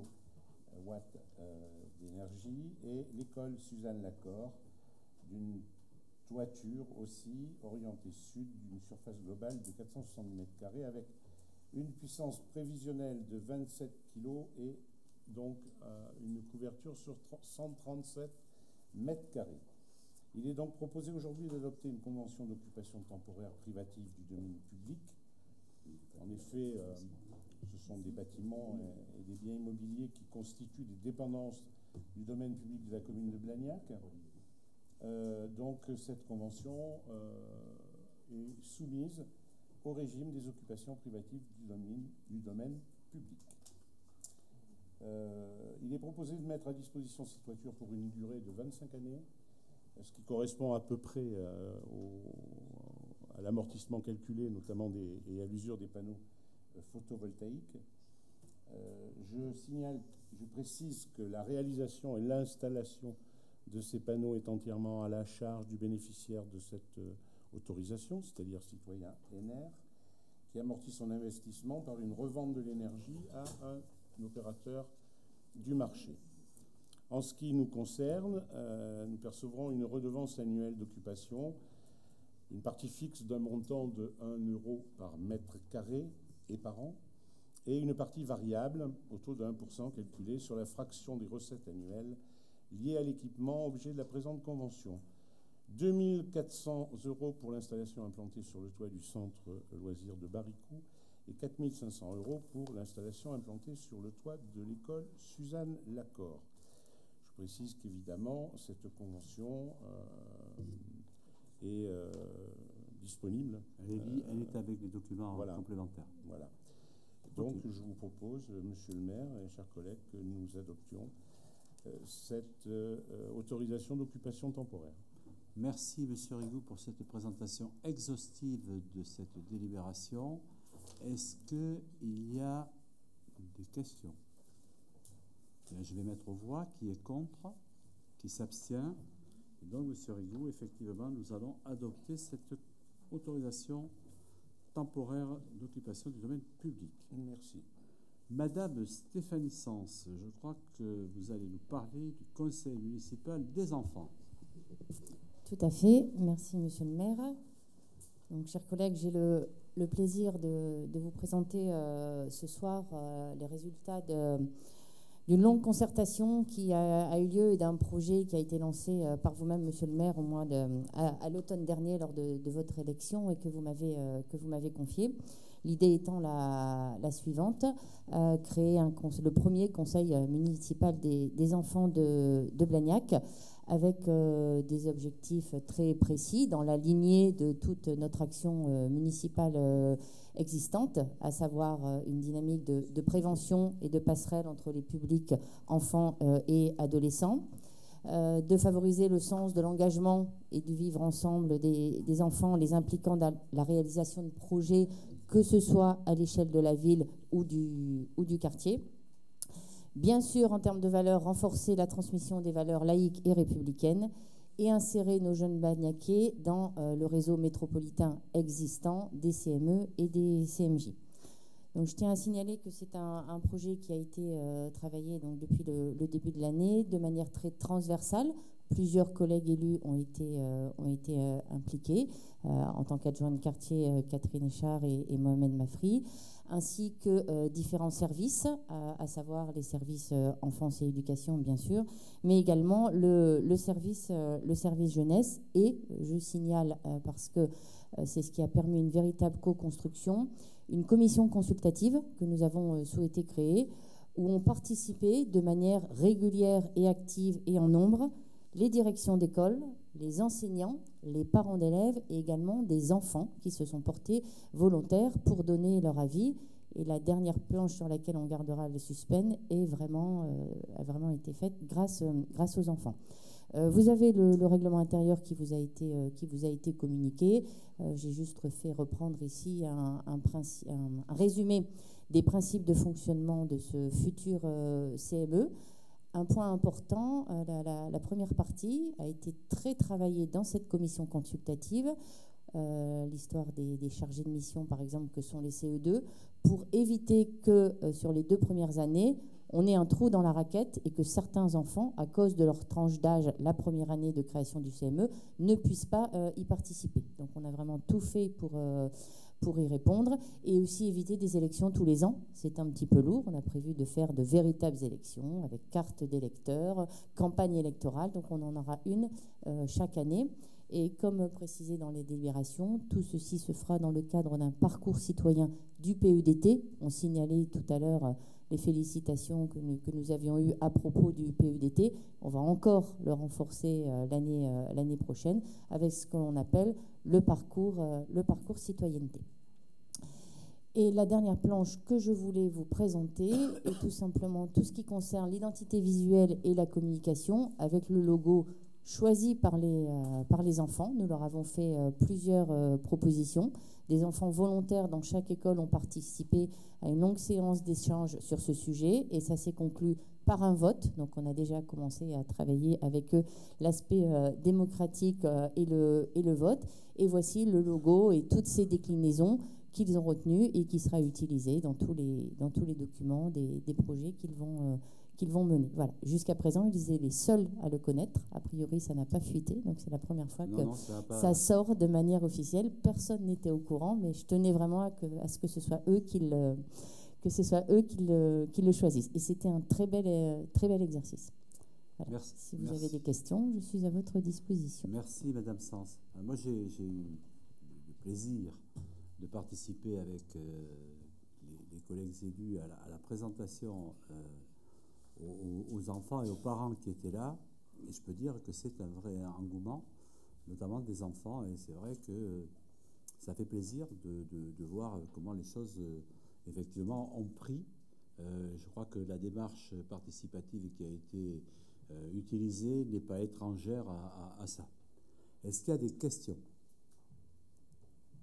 Bien, je vais donc mettre aux voix ce règlement intérieur. Qui est contre, qui s'abstient. Donc, le règlement est adopté. On va pouvoir le mettre en route, notre CME. Madame Combe, le règlement intérieur des accueils de loisirs. Bon, c'est quelques ajouts par rapport au règlement intérieur, en particulier concernant les régimes alimentaires. Donc, on précise qu'il n'y a que 2 cas, donc les repas sans porc et les allergies alimentaires pour raisons médicales. Et par ailleurs aussi, c'est tout ce qui concerne les réservations le mercredi, puisqu'on a constaté qu'il y a un différentiel important entre les réservations et les présences, puisque les familles, effectivement, ont la possibilité de réserver la totalité des mercredis systématiquement. Le problème, c'est qu'elles oublient ensuite de se déloguer, en quelque sorte, donc, et que des familles ne peuvent pas accéder au centre de loisirs alors que la place est vide. Et nous avons des différentiels qui peuvent aller jusqu'à 30 enfants. Donc, pour éviter ceci et pour responsabiliser les familles, dorénavant, les familles qui ne seront pas venues 2 mercredis de suite seront ensuite pénalisées. Elles ne pourront pas venir donc les 2 mercredis en suivant de la même manière. Voilà, c'est dommage d'en arriver à ces modalités-là, mais il y a aussi le problème des animateurs, finalement, parce que c'est ça, chaque fois, 30 enfants, ça fait 2 animateurs. et puis aussi le gaspillage alimentaire, puisqu'effectivement, ça fait 30 repas qui sont produits qui ne sont pas consommés. Voilà, monsieur le maire. Vous avez peut-être des questions sur ce règlement? Non. Bien, je mets aux voix là aussi. Qui est contre? Qui s'abstient? Donc, cette actualisation est adoptée. Et puis, nous avons aussi celui du transfert en bus et quartier des Baradets. Voilà, donc au départ, dans le cadre de ce projet, on avait souhaité qu'il y ait un accompagnement par les familles. Donc, on trouvait que c'était intéressant qu'elles s'impliquent. Bon, ça a été extrêmement difficile et finalement, bon, c'était un échec au niveau de cet accompagnement. Nous avons été amenés à mettre en place finalement un accompagnement municipal. Donc, c'est pour acter que dorénavant, l'accompagnement sera municipal. Bien. Pas de questions? Non, je mets aux voix. Qui est contre? Qui s'abstient? Donc, c'est adopté. Madame Folly, les règlements intérieurs des installations des activités sportives. Oui, alors comme il est indiqué en préambule dans la délibération, la politique sportive se décline autour des 3 axes qu'on avait déjà évoqués, hein, sport, éducation, sport, lien social, intégration et sport santé. Donc comme le sport favorise le bien vivre ensemble, il joue un rôle très important dans la défense de la laïcité et dans la promotion de la responsabilité citoyenne. Donc on avait déjà mis en place une charte d'utilisation des équipements, on a déjà revu le règlement intérieur pour la piscine. Et là, donc, il s'agit d'actualiser les 4 règlements qui vous sont proposés, hein, aquagym, gym d'entretien, sport sur ordonnance et installations sportives municipales, les terrains de grands jeux compris. Voilà, donc par rapport à la laïcité, eh bien, il y a un paragraphe qui reprend l'obligation de s'abstenir de toute forme de prosélytisme dans nos installations. Renforcement aussi du respect des règles d'utilisation, respect aussi des personnes qui entretiennent ces équipements, notamment les gardiens. Voilà. Donc il s'agit d'adopter la modification de ces 4 règlements. Bien, merci Madame Folly. Est-ce qu'il y a des questions sur ces règlements? Bien, je vais... Oui, Madame... Madame Folly, voilà, j'aurais voulu vous demander, est-ce que les adhérents signent ce règlement? Oui. D'accord, très bien. Oui. Ça a été demandé, en effet, oui. On est allé un peu plus loin que la charte d'utilisation qui rappelle que bon, le citoyen a des devoirs, mais il a des droits, mais il a surtout, je veux dire, des devoirs. Et effectivement, ce règlement est signé. Quand on remet les tickets sport, on a mis en place, on a écrit une charte de bonne conduite qui est signée, qui est lue par les enfants, les parents, et qui est signée par les enfants et les parents. Voilà. Et on est allé un peu plus loin avec monsieur le maire dernièrement. On a demandé aux associations qui ne le font pas encore de mettre en place également à l'intérieur, au sein de leur association, hein, à l'intérieur de toutes leurs activités, une charte également de bonne conduite, de respect de soi et de respect des autres. Vous savez, c'est parfois difficile, y compris pour les présidents et les dirigeants d'associations, de maîtriser leurs adhérents, vous savez. Et au fond, grâce à ça, on leur permet aussi d'être un peu plus encore directifs vis-à-vis d'un certain nombre de leurs adhérents. Ce n'est pas les dirigeants qui nous créent des problèmes. Le problème, c'est qu'eux-mêmes, ils sont des adhérents qui parfois peuvent déraper. Bien.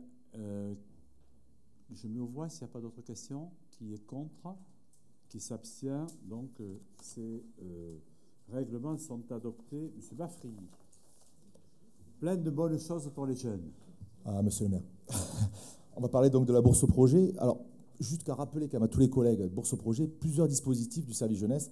Quand même, c'est bon de le rappeler. Bourse au projet, bourse au permis, dispositif VVV, village vacances. Un qui caractérise très bien ce dispositif, c'est celui donc, de la rue Velasquez. Vous avez parlé de Graphe tout à l'heure. Lorsque vous allez sur la rue Velasquez, le grand Graphe, il a été donc inauguré avec l'intervention du conseil du quartier sud d'Alain Rigoux, avec les jeunes du service jeunesse. Là, aujourd'hui, donc, on va parler de la bourse au projet. Bourse au projet, réciprocité. Les jeunes s'engagent pour la ville les soutient. Alors, je vais m'attarder sur une des bourses au projet, qui nous a beaucoup marqué. Et monsieur le maire, je m'étais permis avec les membres du jury de vous présenter ces jeunes demoiselles.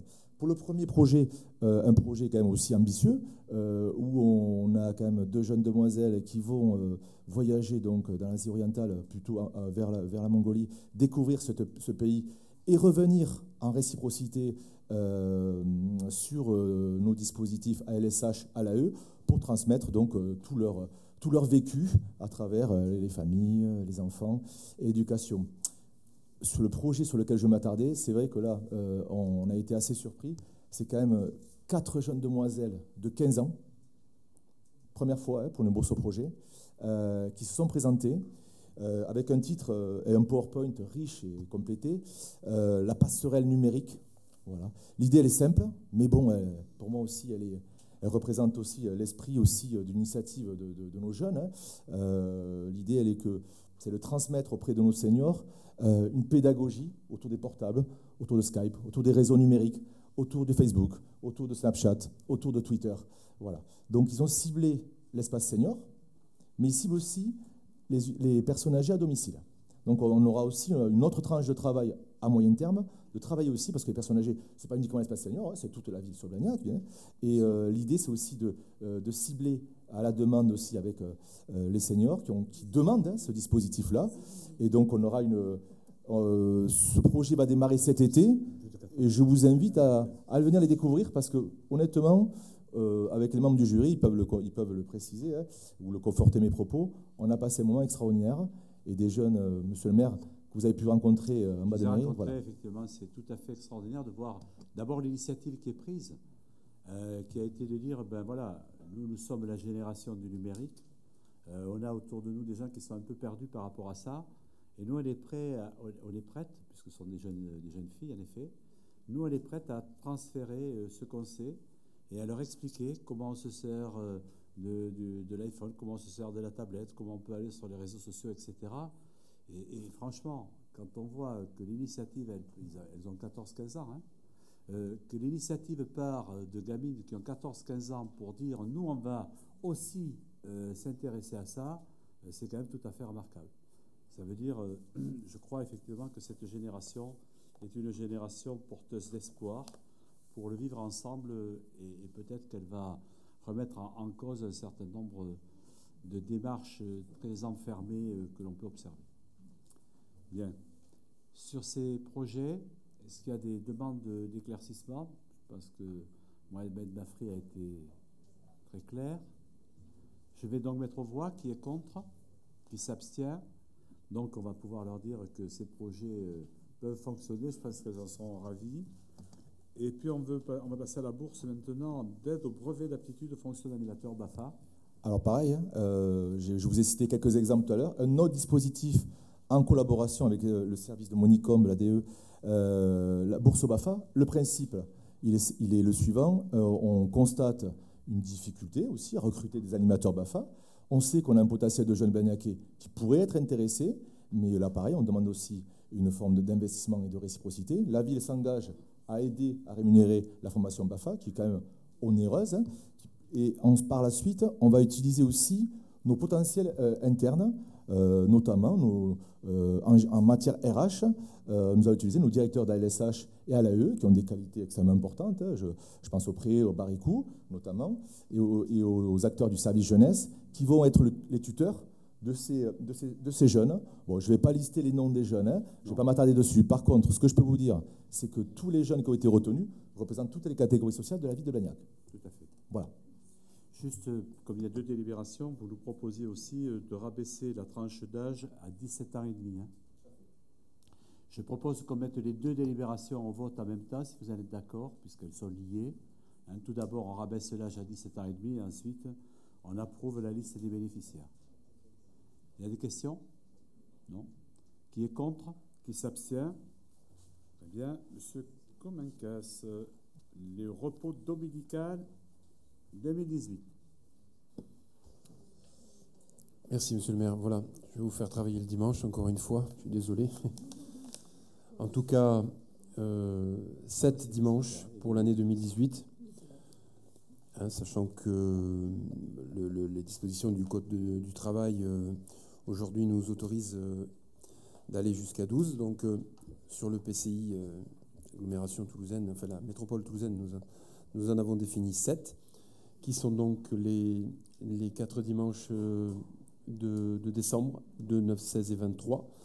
Il y a ensuite les premiers dimanches de chaque période de solde, le 14 janvier et le 1er juillet. Et il y a ensuite un dernier dimanche qui est celui de novembre, qui est collé à un événement importé d'outre-Atlantique qui s'appelle le Black Friday et qui a un succès grandissant chez nous, donc qui sera le 25 novembre.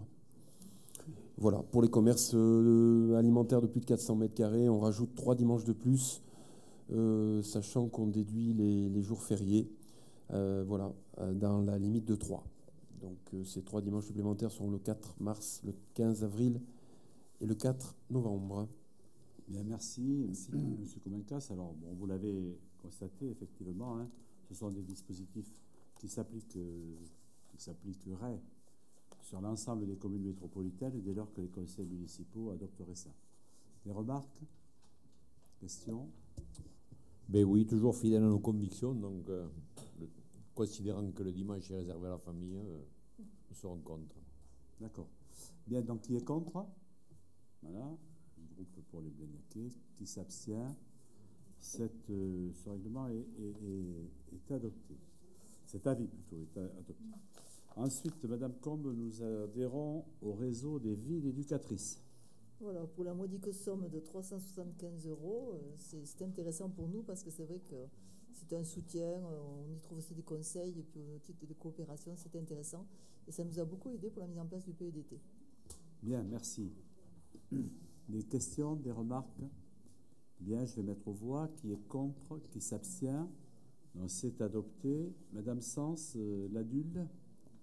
Donc, pour une somme encore plus modique, adhésion de la commune à l'association des utilisateurs d'un logiciel qui nous est nécessaire, en particulier dans la préparation des élections. Bien, merci. Bon, je pense que personne n'a de questions. Qui est contre? Qui s'abstient? Donc, vous pouvez adhérer à l'adulte. Monsieur Bourreau, nous avons un certain nombre de délibérations concernant les ressources humaines. Oui, alors la première délib, la numéro 39, c'est la traditionnelle délibération pour ajuster les cadres d'emploi. Je pense que vous n'avez pas de questions. C'est technique. Monsieur le maire a une question? Non, c'est technique. Ah, pardon. Exactement.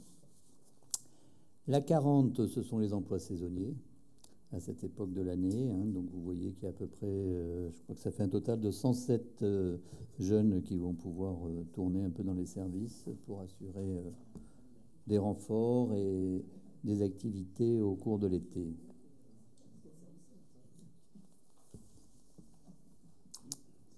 Bien. Pas d'objection. Pardon, les délibérations 39 et 40. Est-ce qu'il y a des votes contre? Abstention, il n'y en a pas. Donc, la mise à disposition des personnels. Oui, c'est la mise à disposition des personnels dans les clubs de sport et à la MJC des Arts. Vous pouvez constater qu'entre l'ancienne durée et la nouvelle durée, il n'y a pas beaucoup de différence. Ça a été validé par les représentants du personnel. C'est stable. Hein, Monsieur Bourreau, ça a été validé par... Validé à l'unanimité, bien évidemment. Merci. Qui est contre? Qui s'abstient? Donc, on va confirmer cela. Ensuite, on a la rémunération de l'emploi des directeurs des relations d'audition spectacle. Voilà, c'est un emploi qui est un contrat à durée indéterminée. Or, pour les CDI, il n'y a pas d'avancée automatique. Hein, ce n'est pas comme les échelons des fonctionnaires. Ce qui nous est imposé quand même, c'est d'étudier quand même la rémunération tous les 3 ans. Donc là, il est proposé une revalorisation pour cet emploi avec un calcul lié à l'indice brut 979. Est-ce qu'il y a des questions par rapport à cela? Non? Non, bon, qui est contre? Qui s'abstient? C'est adopté. Le régime indemnitaire pour médiathèque, ludothèque. Alors, pour la responsabilité de la médiathèque ludothèque, on a dû recruter quelqu'un dans le cadre d'emploi des conservateurs des bibliothèques. Or, il n'y avait pas de régime indemnitaire pour ce cadre d'emploi, ce qui fait qu'on vous propose de le créer. C'est ce qu'on appelle le montant de référence annuel à 7 900 € qui correspond aux indemnités perçues pour l'ensemble de l'année. Merci, M. Bourreau. Donc, des remarques? Pas de questions? Qui est contre? Qui s'abstient? Adopté.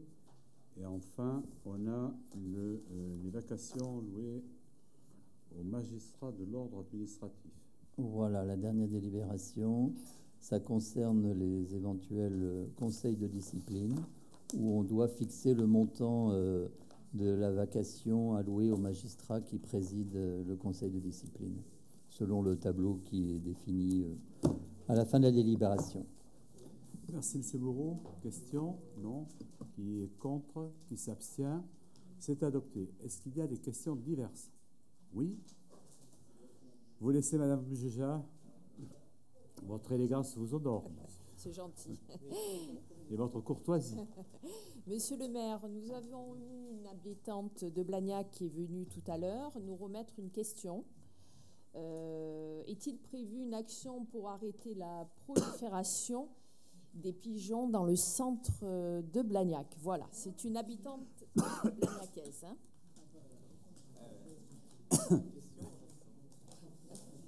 Monsieur Bourreau. Monsieur Bourreau.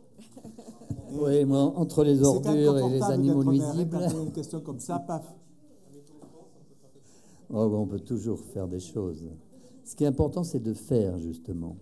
Or, pour les pigeons, il y a des actions qui sont réalisées régulièrement, hein, avec du piégeage. On a une société qui s'appelle la SECPA, qui intervient sur le territoire. On a une convention avec eux. Et en fonction du nombre de pigeons, on procède à des interventions. Il y en a en moyenne 2 à 3 par an. Mais cette dame peut très bien nous communiquer le lieu où les pigeons prolifèrent pour qu'on puisse lancer une intervention. C'est vrai que donc vous pouvez lui dire de s'adresser à moi. La prolifération est quand même assez exponentielle. Oui, d'ailleurs, maintenant, on se demande si on ne va pas avoir plus de pigeons que de moustiques. Oui. Parce que cette année, on a relativement peu de moustiques. Et on espère que c'est grâce justement au comportement exemplaire des Blagnacais qui ont bien compris ce qu'il fallait faire pour éviter les zones de nidification pour les moustiques. Bien. M. Pozza. Oui, de la même manière, on a été interpellé par plusieurs Blagnacais concernant la climatisation à l'école Jean Moulin, puisqu'il fait chaud, ça rencontre ce soir. C'est une question transversale. Il fait chaud. A priori, il y avait des climatiseurs qui devaient être mis en place, qui ne sont pas mis en place. Ah, ils sont mis en place? Ils ont été mis en place. Je vais vous apporter la réponse. Non, je vous Alors, apporte la réponse. tout récent. Je suis allé voir les enseignants avec Madame Com. Nous sommes allés voir les enseignants ce matin. En fait, vous le savez, on a un problème, un contentieux sur cette école. Et donc, dans le cadre du contentieux, il faut que l'on démontre qu'on dépasse les températures autorisées. Vous le savez, le dépassement, il faut qu'il soit supérieur à 30 heures. Or, pour pouvoir faire le comptage, si on met les rafraîchisseurs, évidemment, on n'aura jamais les 30 heures. Donc, on est obligé d'attendre, d'avoir les 30 heures. On va les avoir, c'est réglé. Ce qui nous permet, dans le cadre du contentieux, de pouvoir faire payer l'entreprise parce que les obligations n'auront pas été respectées. Donc, nous sommes allés voir ce matin les enseignants avec Monique Combe pour leur expliquer cela. Mais comme nous allons avoir atteint les 30 heures, les rafraîchisseurs ont été mis en place cet après-midi. Mais voilà la raison. Et effectivement, vous avez raison, on aurait pu les mettre en place avant. Simplement, si on fait ça, on ne disposera jamais de la preuve nous permettant de mettre en cause la responsabilité de ceux qui sont en cause. Vous avez entièrement raison, mais je me demandais pourquoi ne pas avoir attendu le 6 juillet pour avoir cette plage de 30 heures. Quoi. Voilà. Et parce qu'il n'y avait pas la chaleur. Le 6 juillet, attendre la fin de l'école, vous voyez. Mais, en fait, si vous voulez, c'est un petit peu plus compliqué que ça, avec des détecteurs de présence. Donc il faut, si vous voulez, que ce constat soit fait aussi avec des personnes. Donc c'est une situation qu'il faut les faire. Voilà. Mais ceci dit, voilà, la question, il était déjà en dépassement avec les températures qu'il a fait ce lundi et mardi, et donc ça n'a fait qu'accélérer. Donc le seuil, il n'y a pas d'ambiguïté sur le fait de dépasser ce seuil et pendant les durées qui viennent d'être évoquées. Mais pour vous dire aussi quand même qu'au-delà du règlement de ce contentieux, et c'est une action qu'on est en train de prendre, on va donc maintenant passer aux corrections, à la phase des travaux, quitte à avancer tous les coûts, et de manière à ce que le problème soit réglé maintenant pour la saison prochaine. Voilà, effectivement. Moi, je voudrais simplement peut-être vous donner une information. Une information par rapport à la façon dont on appréhende la relation qu'on doit avoir avec les entreprises. 74% des marchés publics que l'on passe sont passés avec des PME. Alors que nous avons toujours les majors, mais ce qui est véritablement mis en œuvre pour qu'on soit dans ce qu'on appelle le Small Business Act, qu'on soit en capacité de faire travailler des PME. Et 64% de nos fournisseurs, indépendamment des entreprises, sont aussi des PME. Et donc, ça veut dire qu'effectivement, l'investissement de la ville, nous souhaitons aussi qu'il soit orienté vers ces entreprises-là, vers ces types de fournisseurs, parce que nous avons la conviction que l'emploi, il est là. Que l'emploi, il est effectivement dans ces PME, et que donc favoriser, toujours en respectant, mais être dans le Small Business Act, en disant on ne va pas systématiquement retenir un major international, mais si on a des PME, on va le faire. Donc aujourd'hui, on a fait des statistiques, 74% des marchés publics et 64% de nos fournisseurs. Je pense que c'est quelque chose, dans tous les cas, qui est porté aussi par la métropole, puisqu'on a signé ce Small Business Act, et nous nous inscrivons dans cette démarche consistante à faire travailler ce tissu dont il nous paraît effectivement qu'il est porteur d'emploi et de dynamique. Comment ? Oui, nous sommes les premiers de la métropole. Alors que, comment vous avez dit, M. Bourreau, il faut faire. Donc nous ne clamons pas, mais nous faisons, c'est ça. Très bien. Est-ce qu'il y a d'autres questions ?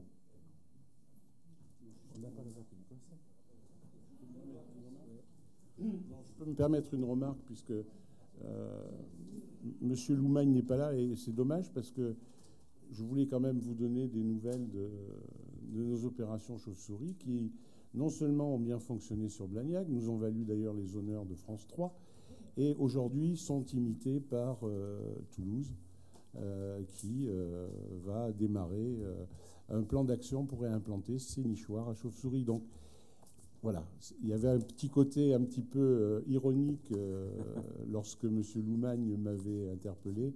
C'était tout à fait aussi ironiquement que je voulais lui dire, ben voilà, nos chauves-souris se portent bien. Bien, mais écoutez, merci. Et puis, je vous souhaite à toutes et tous un très bel été, et on se retrouvera à la rentrée. Merci.